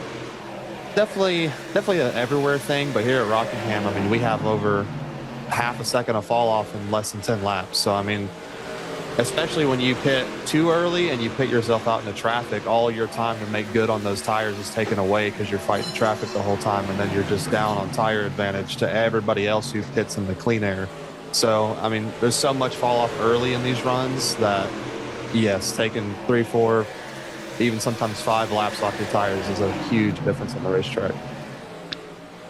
I want you to battle with Adam Garza and Octavio Rondoletto for 15th and 16th position. In front of them, Garrett Lowe, Daniel Falkingham battle for 13th and 14th. But we jump back up to the front of the field. Andrew Navarro had been pressuring on the back bumper of Garrett Maines about 5 laps ago. He was chipping away. Tucker got all the way to the bumper. And now that gap has grown back to 4 truck lengths. Was that Garrett maybe kind of tempering that gap and giving it a little bit extra? Is it critical with a pit cycle pending that you are the lead truck, or does that not make a ton of difference when the field is relatively spread out? Well, track position's always important, but really it's all about time. And so if you're the leader and you have enough of an advantage that you can pit and somebody can't pass you on the racetrack, which it's going to be really difficult for Garrett. You know, like Chris said, there's a huge difference whether you're on fresh tires or old tires. So if you stay out here one lap, Navarro's going to jump about a second and a half ahead of him, but then Garrett's going to have that tire advantage. So I think Garrett was just trying to take care of his tires through the mid portion of the run, and Navarro then got a little bit stuck in his dirty air, and it's hard to make passes if that guy knows what he's doing and is keeping that taking that clean air off your truck and putting you in dirty air. Matt Busa is on pit road. Cody Johnson from back in the field pitted just a lap ago. Chris, are we expecting, if you're Garrett Maines up front, I just saw Eddie Kerner come down pit road, so that answers that question. He is in as one of the first trucks for a second time consecutively. If you're Garrett Maines and Andrew Navarro, do you react at all to him pitting, or do you stay on your own number? I would definitely give myself enough laps to where I kind of know how much Eddie's going to make up. I don't want to chase him down pit road immediately, because if he is going to short pit me, I don't want to come out right behind him with only a 1-lap tire advantage. If I'm going to let Eddie short pit me, I want to make sure I come out with enough tire advantage that passing him back won't hurt me. You can see more trucks on pit lane there. Rondeletto, Knoll, Brady, Bolin, all down pit road. But the battle between Maines and Navarro for the race lead is ongoing. They do not hit the pit lane entry this time by, but a lot of radio chatter as drivers discussing that they're going to be in this time. You see the lap that they last pitted on the left-hand side of your screen. So Maines, one of the earlier trucks still left on track to pit in the first cycle, is in this time from the number 1 spot after he was able to lead 25 laps in this race. And now Andrew Navarro cycles through to the lead. Of course, we cautioned the risk of early pitting, maybe getting you trapped a lap down in a cycle. Is that a real thing, Tucker, that you can actually make a decision based on, or is that so far out of your control that you just have to make your number whatever you feel like is your best long term and just kind of hope that nothing goes wrong during the cycle? It's a little bit of both. You know, there is the math where you can figure out where you're going to blend into, but at the same time, it's like what happened to Eddie on that last run when he and Cozy got together right after Cozy came down pit road. You can't plan for those little incidents that are going to cost you what seems like only a little bit of time, half a second or a second, but I'm sure Eddie wished he had that half a second or a second back after he lost the lead right there. And now you're watching Andrew Navarro, who continues to lead this race, get passed by several drivers who are on fresh tires. Frisch, Warman, Morton, Garza, Mercurio down to the pit lane. Now Reynolds, Bias, Tinsley, Lowe, they are all down. And Andrew Navarro just now over the radio says, I'm coming to pit road. So lap number 139 is his number. Has to fight that apron a little bit, but gets it down to pit road. When you're coming in under the green flag, Chris, at any track, but maybe Rockingham specifically, obviously you do have to start to get on the binders on the racing surface. We saw an incident in the top split race at Las Vegas a week ago.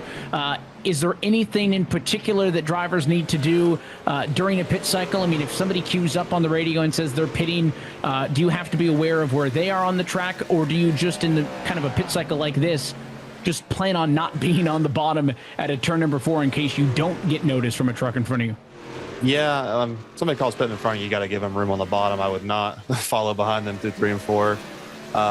Most importantly, though, I mean, this is the most important stop of the race, assuming it stays green. You cannot speed on pit road entry here. That'll completely kill your race. So as far as navigating traffic, as far as getting on pit road, I mean, just slide up a lane, give the guy the bottom of the pit. But as far as the driver pitting, this is the money stop. So pit road execution is extremely important right here for all these leaders.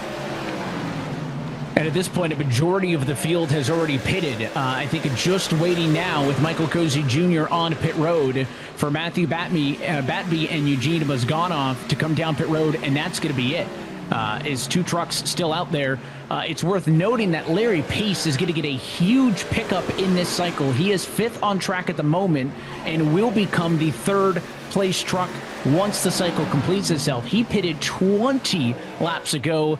more than a dozen laps earlier than Eddie Kerner. That kind of stuck under the radar. So again, he gets the huge benefit of the fresh tires immediately, but he is going to progressively lose time and track position over the course of now this final run. Bappy to pit road, and just like that, Eddie Kerner cycles right back through to the race lead. Tucker, coming into this race, I think a lot of people were maybe nervous on incidents and cautions, and I know it's still far too early, and I've jinxed it many a times, but 2 full green flag pit cycles, I don't know if that would have been on my bingo card. Am I looking at that wrong? Is this what you were expecting to see out of this race? Well, I think it's what we should expect out of the guys that are racing at this level in the top split series. You know, we used to go green all the time, and so it's really refreshing to see these guys all spreading out, taking care of each other, coming to pit road, not like we had last week. I would say I was expecting some trouble coming to pit road since we saw that in the Coca-Cola Championship Series race last year here, also last week. But maybe since we saw it last week, guys are a little bit more on their toes. But, you know, going back to what you said a minute ago about Larry Pace, that's a big gamble. You know, right now he's counting on that caution to come out, and everybody's going to come back down pit road since we have enough tire sets. You know, since everybody's run enough laps on their tires, basically, that you have to come down pit road. But then you got people on the flip side that have to make up a lot of ground right now.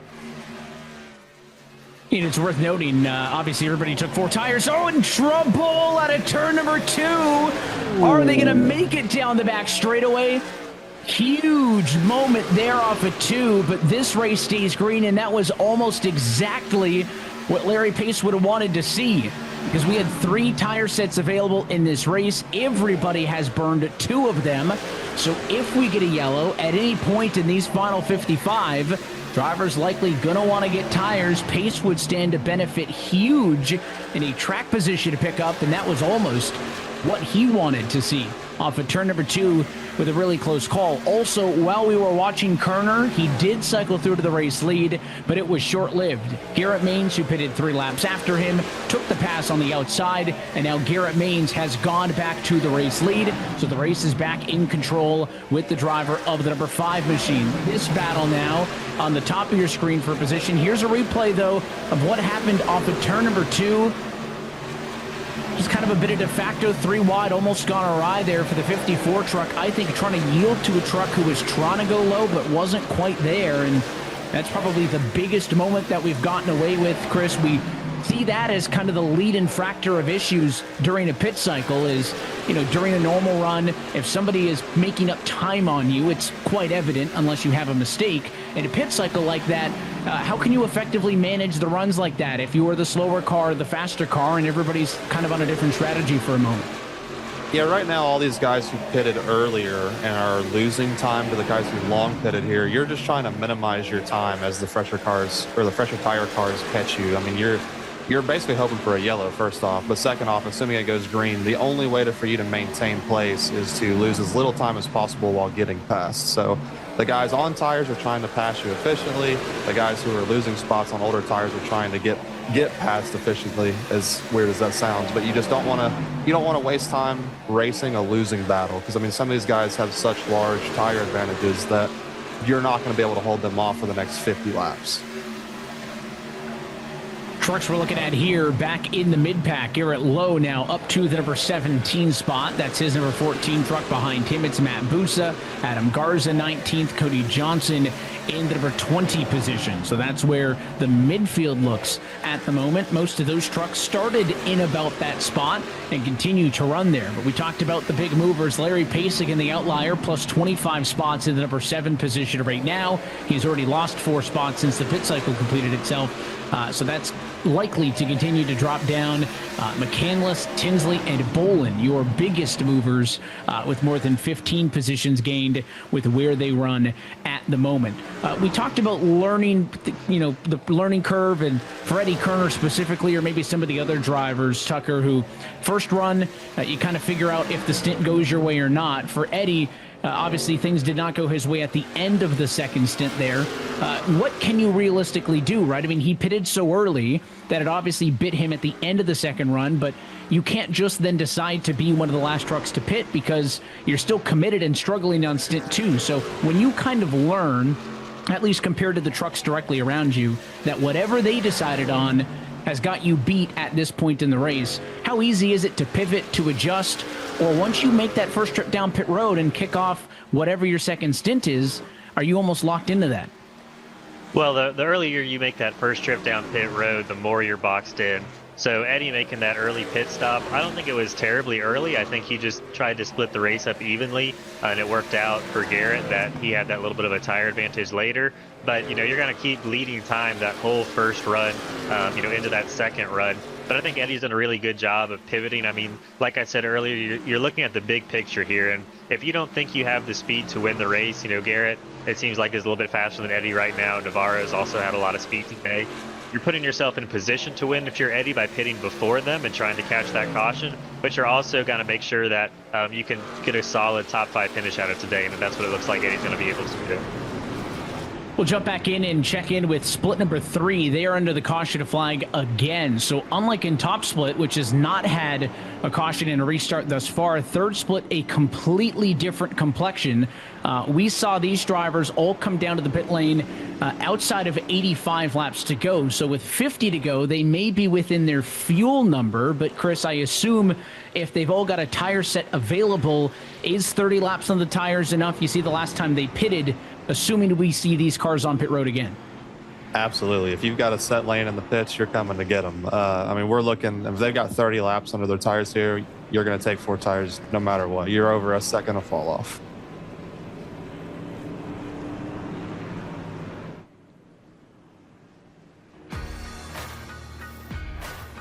This portion of the broadcast is brought to you by Coca-Cola, the official fan refreshment of eNASCAR. Logitech G, the official wheel and pedals of eNASCAR.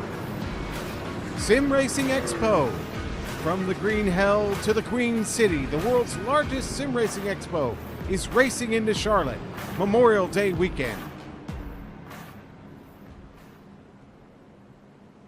So under the caution flag in split number 3, let's jump back to top split action where Garrett Maines continues to lead 2.7 seconds over Eddie Kerner in the number 2 spot. Battles all throughout the field. You're watching Sean Conklin right now make a move on the inside of Daniel Falkenham. They will exchange positions 12 and 13.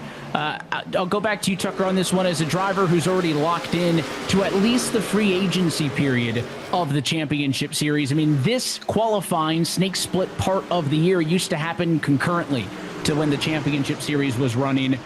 What can you do as a championship series driver to stay at the top of your game, now having to wait till the middle part of the calendar year before free agency kicks off and then we actually go racing? I think the best way is to just stay plugged into the competition. If you have teammates that are racing here in the qualifying series, helping them out with testing and everything, spotting, crew chief, whatever you can do to keep your mind, racing basically, is going to keep you sharp and set yourself up for a good run once we get to Charlotte in May. If something's going to go wrong, it may come from this battle here because Michael Frisch was right on the door as Sean Conklin in turn numbers 1 and 2. I thought for sure Conklin was going to be on the defensive. Instead, he shakes him off and now goes to the inside on Rondeletto. Battle for 10th position on. That 54 trying to hold it down, and Rondeletto squeezing him on the inside. This is about 6 trucks separated by only a second and a half. It may be the most tightly condensed part of this field. And if I'm Garrett Maines up front, maybe I don't want to be watching what's going on right here. Is you see the number 20 truck now on the inside of the racetrack that was gone off. That is not for position, but that is a truck with better tires trying to get through this battle against trucks who are fighting for position. So, Chris, earlier you mentioned as a truck on older tires who pitted earlier, you're trying to minimize time lost. You know people are coming. So now let's talk about the opposite. As third split goes green on the bottom, if you're Mazganov, obviously your race hasn't gone the way you want it to. You're 2 laps down in 33rd, but when you're the car with the better tires and you're catching up to lead lap trucks who are fighting for position, you can obviously infer they're not really just going to pull over for you and get out of the way. So what does he have to do to be able to get through and also not lose a ton of time himself? Yeah, just like Tucker said earlier, you just want to be efficient with your passes. So kind of understanding like what the guy's currently doing. you want to kind of set yourself up to make a pass in 2 corners or less. I mean, you'd want to move up a lane, kind of get a run, set yourself up to where you can maybe throw a slider into 3 or just something to where you won't race side by side, because all that does is bring more people into the battle. He's able to get by for the moment. We'll see if there's any other close calls over the course of this one. As across the start-finish line, down to the inside goes Frisch. He and Rondeletto continuing the battle for what is 11th and 12th position right now, and Frisch just cannot keep the 58 truck glued to the bottom. That 30 knows that he wants to unwind it off of the corner, try to carry a little bit more speed. He's been pinching it down, and now Daniel Falkenham, next driver to the inside line, is the next driver on the move. So we're working lap number 168 of 100. We've talked about the rubber put down, Tucker. We've talked about how this racetrack has changed. What on this racetrack is going to be driving differently at this point in the race than it did on lap 1? Well, it's just the inside line has gotten so slick. There's so much rubber put down on it that you're going to have a hard time getting that drive off of the bottom to complete a pass. So that's why you're seeing these guys struggle to get by Rondeletto. He's doing everything he can, knowing that he's on those super old tires to keep them at bay. But that just frustrates those guys out back that know that, the time of the hourglass is starting to fade and they need to start making some passes right now. So this is definitely where the action part of the race is, especially if we're going all green. You see a move right there with Rondeletto getting shoved up the track by a bunch of the NFR trucks. Yeah, they were tired of waiting, and you mentioned he was doing a good job of playing defense, and not so subtly. Daniel Falkenham ushers him up out of the way, and in the blink of an eye, Rondeletto is going to drop down 4 positions. Well, Tucker and Christopher, we appreciate you guys giving us your expertise. Wish you the best of luck as free agency continues to get closer and closer. I hope you guys enjoy watching the rest of the qualifying series, and hopefully we'll get you back on soon. It was a lot of fun. Appreciate it. Yes, sir. Thanks, guys.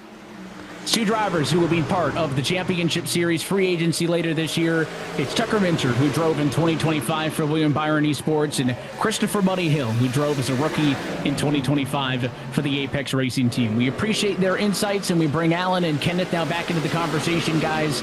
Less than 30 laps to go. The gap up front continues to trend in the favor of Garrett Maines, KB, but everywhere else, they are clearly driving more aggressively than ever, and that may be a threat to this thing having a goose egg on the caution count. They're giving it all that they've got right now because they understand this is the final run of the race, and whatever tires that you had saved here on this run that you slapped on and you're saving for a bit, now you're starting to really push the throttle. You're getting a bit more aggressive. You saw those moves around Octavio Rondeletto between Falkenham, Mercurio, Michael P. Frisch. That is all for the crucial track position, and of course, just trying to inch yourself closer to the top 10, and then right about here where Adam Garza lays, it's just a pure hornet's nest. Everybody around this group has been close all race long in the top 15. I wouldn't be surprised if we have some haymakers thrown. There's a slow truck on the outside that'll let them through, but everything is all good. But this is just going to be a pure haymaker fest, if you will, between all these guys in the mid-pack. And it's just a matter of who has how much tire left. I look toward the front of the field. Eddie Kerner, what he did early on in this race. Sebastian Marin, we saw it last week when he was winning. I mean, just how on point he is in his sim there, leaning, doing all that he can, trying to get another good finish. 6th place right now, wheeling that truck around the corner, off that white line a little bit, but the further we go, the tougher it is to get down on that white line in terms of tire wear. But you think about who has what, who's saving, and at what point you got to hit the go button, right, and not worry about saving tires anymore, and use everything that you save to go forward. We're only 25 laps left in this race.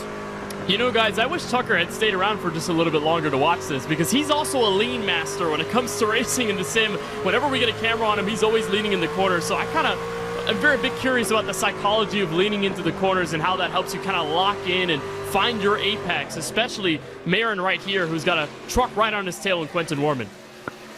Just getting confirmation that Matthew Bappy has dropped out of this race. That's the truck that you saw slow up against the outside wall in 3 and 4. He hit hard off of turn number 2. And Caden Diedrich also got a piece of damage in that one. So a 2-truck accident, they both kept it straight. And that's why there's no caution. You can see that Sebastian certainly subscribing to the lead method. Quentin's a little bit more squared up in that truck as they continue to battle for what is the number 6 and 7 positions on the racetrack right now. 22 to go It's quiet, almost too quiet up front, right? Mainz's gap continues to grow. He pitted earlier than Navarro and Bias and Reynolds did. 3 trucks behind him, but they are just not making up time. And much like how we saw in the championship series race last season here at Rockingham, that the race was dominated a little bit earlier on in this race.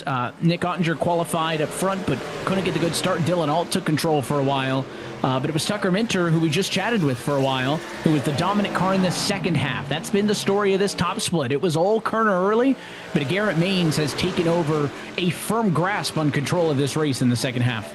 And KB, one question I would have is, with 20 laps to go, if you're Garrett Maines, do you need a 4-second lead? Or can you save something and not push it as hard? Because a 4-second lead with tires that you need to conserve doesn't seem like you need that huge of a gap with only 20 to go.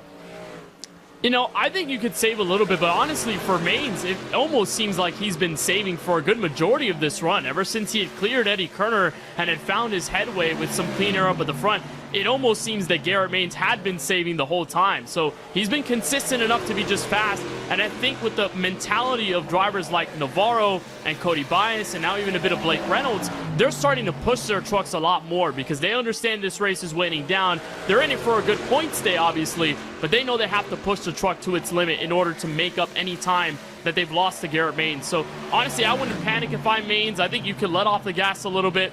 But I think that'll naturally happen with Maines since he's getting to the meat of the sandwich in this lap traffic and it's starting to get a little more congested.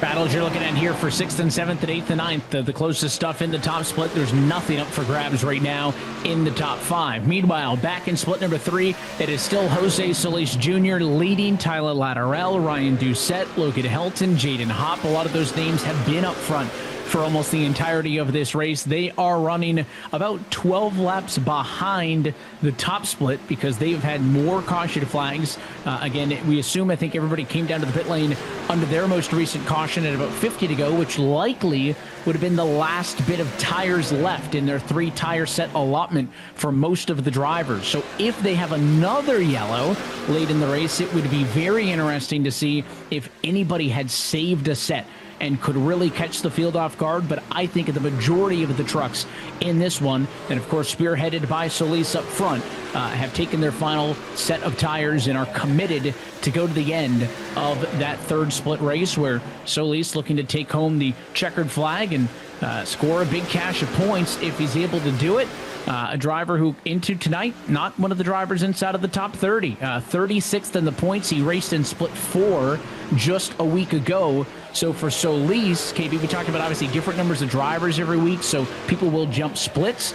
Not only doing good, but maybe a top finish in a split higher than he was last week would almost certainly leap him into the top 30. It would. And of course, it goes down to how you strike at the right moments and where you can really turn around this season if it hasn't been the best over the first 2. And that's what really makes it so special in this condensed format, is that every single race is going to matter. And for Jose Solis, he's going to see this as a huge boost of momentum if he's able to hang on to the win, and a boost of confidence. It always feels good to have the weight off your shoulders if you had a bad week last week and you turn it around in such a fashion to be able to dominate and or win your given split, whatever you're dealt with in a given week. So that will be huge and probably turn around the positive mentality for him into a much better place. And there's Garrett Maines, got 13 laps to go. I was just watching this pack of trucks right in front of Garrett Maines, and Alan, it has been sketchy to say the least. Jacob Wilkerson getting passed by Matt Busa, by Justin Smith, by Matthew Morton. They were just about 3 wide off of turn 2 at a given point. So I think if I'm Maines, this situation isn't quite over yet. You still have to tread the waters very lightly. And that could use some tires up, right? You have to worry about that. We saw what lap traffic did to Eddie Kerner earlier in this race, and we can't fault any of these drivers back in, say, 20th, 22nd, racing for their position to stay on the lead lap. At this point for them, it's points racing, right? The idea is to get as many points as possible in this top split where they count for more than anything, and get as much as you can while you can as you pursue that championship series spot. So much on the line for all these drivers. It's more than a 22nd place finish. It's points toward a bigger goal, and Garrett Maines is going to have to deal with that throughout this field. And Garrett Maines, by the way, is in an interesting position also. Not only is the battle that we're looking at for position. But Garrett Maines has caught a whole host of lap trucks, and his gap has started to drop. It's not time to get worried yet. He's still got 3.9 seconds to the good, but he has caught the back of the field. So Garrett Maines has a ton of trucks that are not slow and are not going to get out of his way, and he kind of has to decide what's worth it. He queued up over the radio and said, let's be smart here. There's not a lot to gain or lose, and he'll make a move there to the outside of Justin Smith, who scored in 23rd. So Smith goes a lap down, and from the perspective of your leader, 3 more trucks lined up in front of him that he has to decide.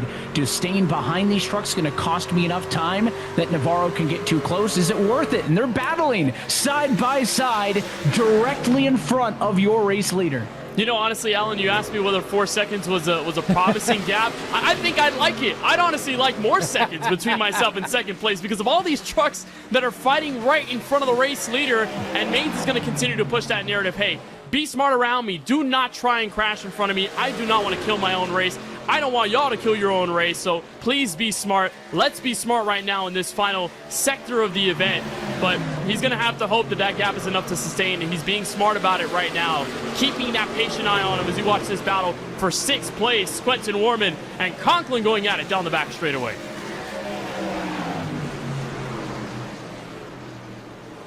Can they keep it together this time by only 7 laps to go? The battle on the bottom. Sebastian Marin doing a battle with Sean Conklin and Quentin Warman. That's going to be for 6th position on back. Top of your screen, Garrett Maines in the blue number 1, trying to slice his way through lap traffic, able to get around Justin Smith a lap ago, but has not gotten to Busa, Morton, or Mozganov. Now trying to go down to the inside of Busa. His advantage down to 3 seconds. He lost a full second in the last 5 laps. That rate is still maintainable as he goes under the 22. Just got to be so careful around here, tiptoeing through this traffic and making sure that you can get around the inside. But again, like Tucker has been mentioning, that inside line is not as fast as it used to be. All that rubber, the energy's been down there through all of our green flag runs, so it is not quick. You got to skirt up a little bit to the middle lane, but in a case like this, you have to stay on the bottom, and seeing all these drivers run the middle probably feels a little bit frustrating in a sense, Alan, because Garrett knows the inside is a bit faster on his end, but the drivers are running the middle. It means they're choking him on the exit of all these corners when he gets to them, and that loses in turn more time. Garrett has the benefit of a 3-second lead, loses a little bit in some of these corners, but he still has the benefit of being able to choose his spots, set up these final passes, just trying to keep that distance between the second place truck and himself. But again, the trucks that he is trying to lap are still racing for their own position, for their own points. This isn't a foregone conclusion. It's not like these trucks don't have something on the line, so each one of these positions will be extra hard for Maines just to maintain and get past. None of this will be easy for Maines as these laps wind down. And I don't know if you can be due for one at the highest level of sim racing competition, but coming into tonight in the points, top 2 in the points were your top split winners. There's no shock there because we're factoring, obviously removing everybody's lowest result. So who was the top point scorer without a race win coming into this race? Well, it was Garrett Maines. He came in 83 above what is really the only goal, and that's that top 30 cut line, but it was only 13 points off of the lead, the highest runner without a race win, and now seemingly on pace to get checkered flag number 1 of the season. White flag in the air, 1 lap to go for Maines. He is looking like he will stay in between Busa and Smith. His advantage has steadied at about 2.5 seconds, and after starting this race in 6th, plays the green flag pit strategy to perfection, dominant in the second half of the race, and Garrett Maines is a qualifying series winner in the top split at Rockingham. What a drive by Maines, and watch this fight between the 2 Price Chopper trucks. Adam Garza, Graham Bolin, right on each other's tail and nose, entering 3 and 4, the fastest part of the Rockingham Speedway, and a bit of bumper contact, bump and run, 3 wide. They'll come across to the stripe, and they'll crash coming to the line.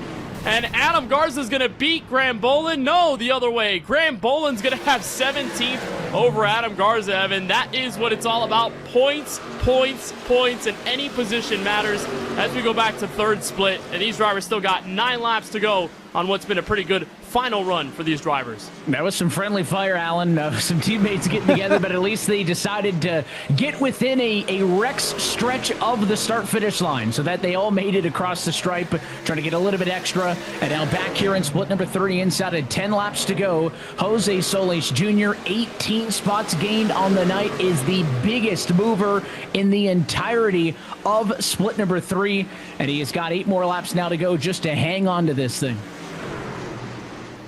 Tyler Latterell is another one we saw last week. We were highlighting him during his split, being able to run up front in these races. Much closer race than we had in top split with only 8 to go, 1.7 second difference.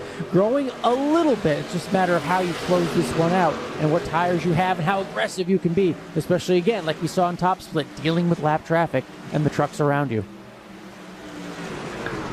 And much like we saw in split number 1, Kenneth, the battles elsewhere on the racetrack heat up and maybe make the Solis camp a little bit nervous. The battle for 17 on back with Max Brady in 9th, trying to hold off Mitchell Hunt, Dallas Pataska, and John Seminario in this battle. Johan, in the number 12 spot. 2 by 2 they go now inside of 6. And this is where it gets really dangerous. Those 2 trucks on the inside, because it gets tight right about there, right where Brady's playing that defense in the middle lane. And then again, it just bottlenecks at the exit of turn 2. So if you're in that inside truck, you really don't want to scrub off the speed you have by the truck understeering naturally. You want to stay right up alongside and side draft the truck on the outside to make life just a little bit harder for them. And that's what the challenge has been all night long throughout these long green flag runs. Now Brady has a chance to breathe just a little bit, but of course these drivers going to give it all that they've got. It only takes 1 solid run, and near contact, here comes Seminario to the inside for position. It's the battle for 9th and 10th position. That seems like it's going to go all the way down to the wire. Mitchell Hunt, the 34, side by side with Seminario. That one for 11th and 12th position, 56 on the bottom. Again, we've seen this across all splits. The inside just not able to get the hookup off of the corner like they needed, and now even in front of them, the 17 of Brady and Pataska almost got together. Tighter than a restart, 3 wide to the inside. Here comes Seminario. 3 wide, 3 laps to go in split 3. I would not like this at all if I was Jose Solis Jr. I want to turn away and not look at this thing at all with 2 laps to go coming now. If there's eNASCAR overtime on the boards, Brady's going to hit the wall. Pataska's going to have a chance again in the bottom in turn 3. And again, all of this is about these minor mistakes that are helping some of the other drivers stay in the fight. Brady washes up high, turn 4. Pataska's got a chance on the inside. Seminario looks 3, thinking better of it now in turn 1. Oh man, this has been electric so far in the mid-pack. But if I'm Jose Solis Jr., I see my gap to Latterell continue to gain. Yeah, I don't want any part of seeing this go wrong in the final 2. Just got to get to the white, Allen. He's almost there. He's got it. White flag, it's official. It's official. Good for him. Still positions on the line for this group on old tires. This feels like the old Rockingham. But as we look toward the leader, Jose Solis Jr. making his way around, looking for this victory here in split 3, putting him in great position toward that championship run. A little wiggle there and a celebration for sure for Jose Solis Jr. Let's go back to that battle just a few trucks back. Oh, little bump out of the way on this final lap. Slide job in the final quarter for the 34 in front of them. They're side by side to the line. Completely different type of race in split 3 than what we saw in the top split, with a couple of caution flags and a different fuel strategy. But in the end, Solis gets the checkered flag. That will leap him into the top 38 points after coming into tonight scored in the number 36 spot.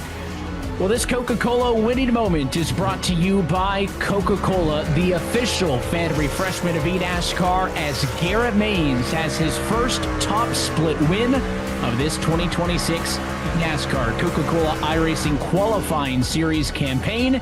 And it comes at the Rockingham, 81 laps led of 200 on the night.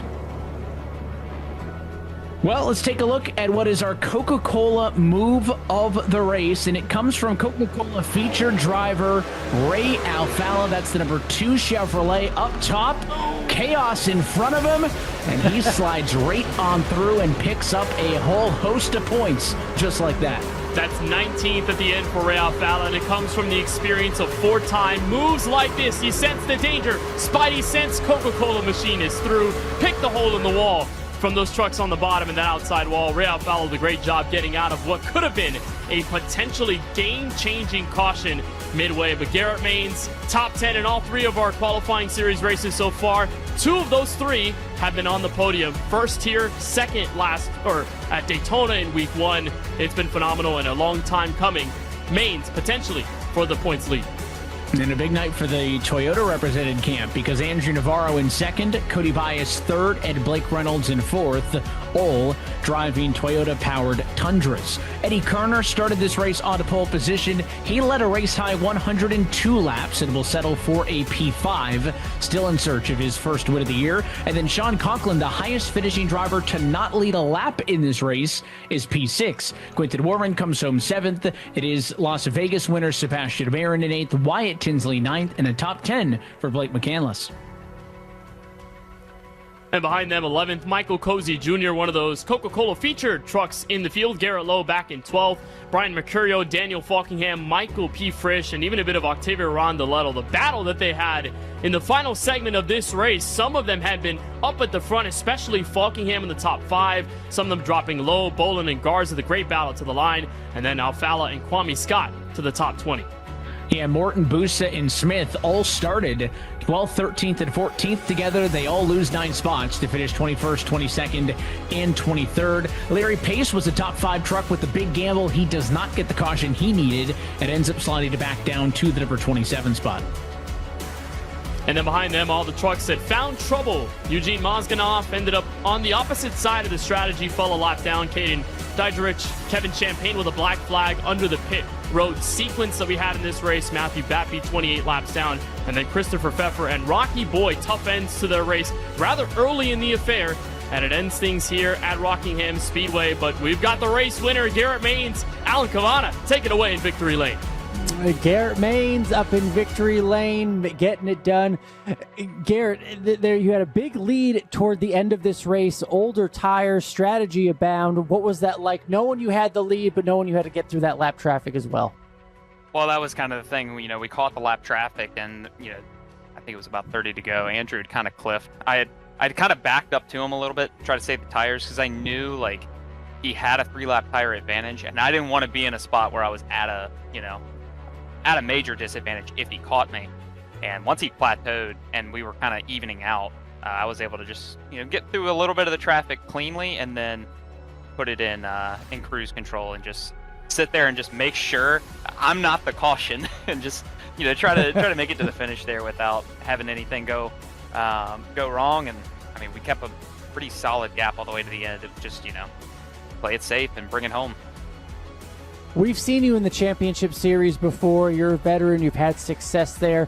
Having to climb this ladder again, is it humbling? Because you are certainly putting all your efforts into it and doing just so well, and tonight will only help you get to that spot once again. Yeah, I mean, honestly, coming into this year, everybody was like, are you going to do it? Are you going to do it? And I'd always just reply, I don't know. I want to do it for fun. This has been a blast. I have had a lot of fun with it, and honestly, I think EPI has given me one of the best opportunities I've ever had coming into this series. Jared has just been building rocket ships every week. I mean, I never, I don't want to say I've never had a car like this, but this is definitely one of the best groups I've ever worked with. Just all in all, the stuff that we found in our testing this week really helped me be able to go out there and find the line there probably 30 laps into the race that drove me back to the front. So just it's a testament to how much effort they were putting in. This type of racing where it's very bottom heavy until it rubbers up just really made the dynamic track come into play. And I love when you have to search around and really find your speed, find your lane. And with all the aerodynamic stuff that you deal with in the truck, it just allowed you to kind of find your own way around Rockingham, and that was how I was able to get out to the lead and kind of maintain it, was just staying on top of that. Really happy with how that all worked out. Garrett Main's an old school track, an old school strategy winner tonight in the eNASCAR Coca-Cola iRacing qualifying series. Congratulations. We'll see you next week. All right, we'll bring up Cody Bias next. Cody, this track can be tough. The pit strategy, the tire wear, the lap traffic, the pursuit at the end. How do you describe your race tonight? I think it went really well. I think this suits my style quite a bit. Everything you just mentioned, the high tire wear, long race, long green flag runs, everything that I'm really comfortable at, and I feel like that's when I'm at my most competitive. It played into our hand really well. It also helps having a great truck tonight. It wouldn't be possible without all the guys working at Deadson Racing on this, and the support from Apex Racing Team as well. This truck was just on rails after about 40 laps. Like, that's where we made all of our ground. We lost a ton of ground that first run. We were just so good we were able to make it up there at the end. You're another one. You've been in the championship series before. You know a level of success there. How do you describe this ladder climb for yourself to try to get back to it, and the effort that needs to go into it to do it? Yeah, it's putting a lot more effort into this than I would have thought to begin with. It's just a lot of guys now in the sim are so competitive, regardless of split. It's so competitive. I was honestly nervous coming into how this new qualifying series is, just because of all the unknowns. You're racing a lot more than just 39 other guys in previous years like Contender. You're racing hundreds of guys at this point. So I think it's a cool challenge. All my years of doing this, I think it's, like I said, a lot of fun, unique challenge. Makes me work a lot harder than I anticipated. It just shows the talent level throughout the whole sim at this level. Cody Bias, a good round 3. We'll see you next week for round 4 here in the qualifying series. And finally, tonight we'll end with our friend Andrew Navarro. Close, but that last stint, it really made a difference between you and getting the victory. What made the biggest difference from your perspective holding the steering wheel? Man, honestly, the biggest perspective I had was I felt like I had the fastest truck in the entire field. Definitely was not the fastest driver. I mean, Garrett's literally one of 3 of the best people not in Coke right now. So to lose to him, I mean, I guess it's okay. It still sucks a little bit, but I messed up the first run, and the race kind of got away from me there after I pit, and I was just really slow on the pit road, and Garrett just executes, and that's what Garrett does. He just executes. So that's unfortunate, but hope to be better next week. I love that you acknowledge you're still running up against some of the best in this series, in this art form, if you will. What did you learn about yourself that can help you in these next 7 races get to the Coke Series Championship Series? I mean, I don't really know. I've been through Contender before and wasn't the best of experiences, but I feel like I'm better now as a driver. I'm way more calm. I make smarter decisions. So I'm hoping that can basically qualify me in on points, and then obviously free agency, if people see consistency, I'm hoping that's what matters. If it's not, that's, whatever, but I just need to be better. I just need to be better driver-wise, everything, pace, execution, and I'm lacking that. And I'm probably going to watch Garrett's pit road here in a few minutes and see how he got on and off pit road to get better. So hopefully we can do that and just get better for the next race, which is at Phoenix, a short track. So hopefully just survive. Andrew Navarro, second place. Not quite enough tonight, but always a learning experience. Appreciate your time. Evan? Thank you. Appreciate those guys, and congratulations to our top finishers. And the series marches on. One last race in the NASCAR Craftsman Truck Series trucks. It comes next Tuesday night on March the 3rd at virtual Phoenix Raceway. Once the site of championship races, both in the real world and here in the eNASCAR Coca-Cola iRacing Series. It'll be the 4th race of 11, and it's coming at you next week. 8 o'clock p.m. Eastern Time start. Green flag coverage, though, with Countdown to Green will start at 7:45. But the good news, as always, is if you don't want to have to wait a week. I know we're spoiled with the Coke Series racing every Tuesday, but if you can't wait 7 days, we've got more stuff coming up, including tomorrow night, because the 2026 MPI Challenge is taken to the Charlotte Motor Speedway. ARCA cars at Charlotte. We talked a lot with Tucker Minter tonight. He's going to be participating in that one. It's going to be a great event, an annual event here on the iRacing calendar, so make sure you join us tomorrow night. That's 8 o'clock p.m. Eastern, right here on the iRacing Esports Network.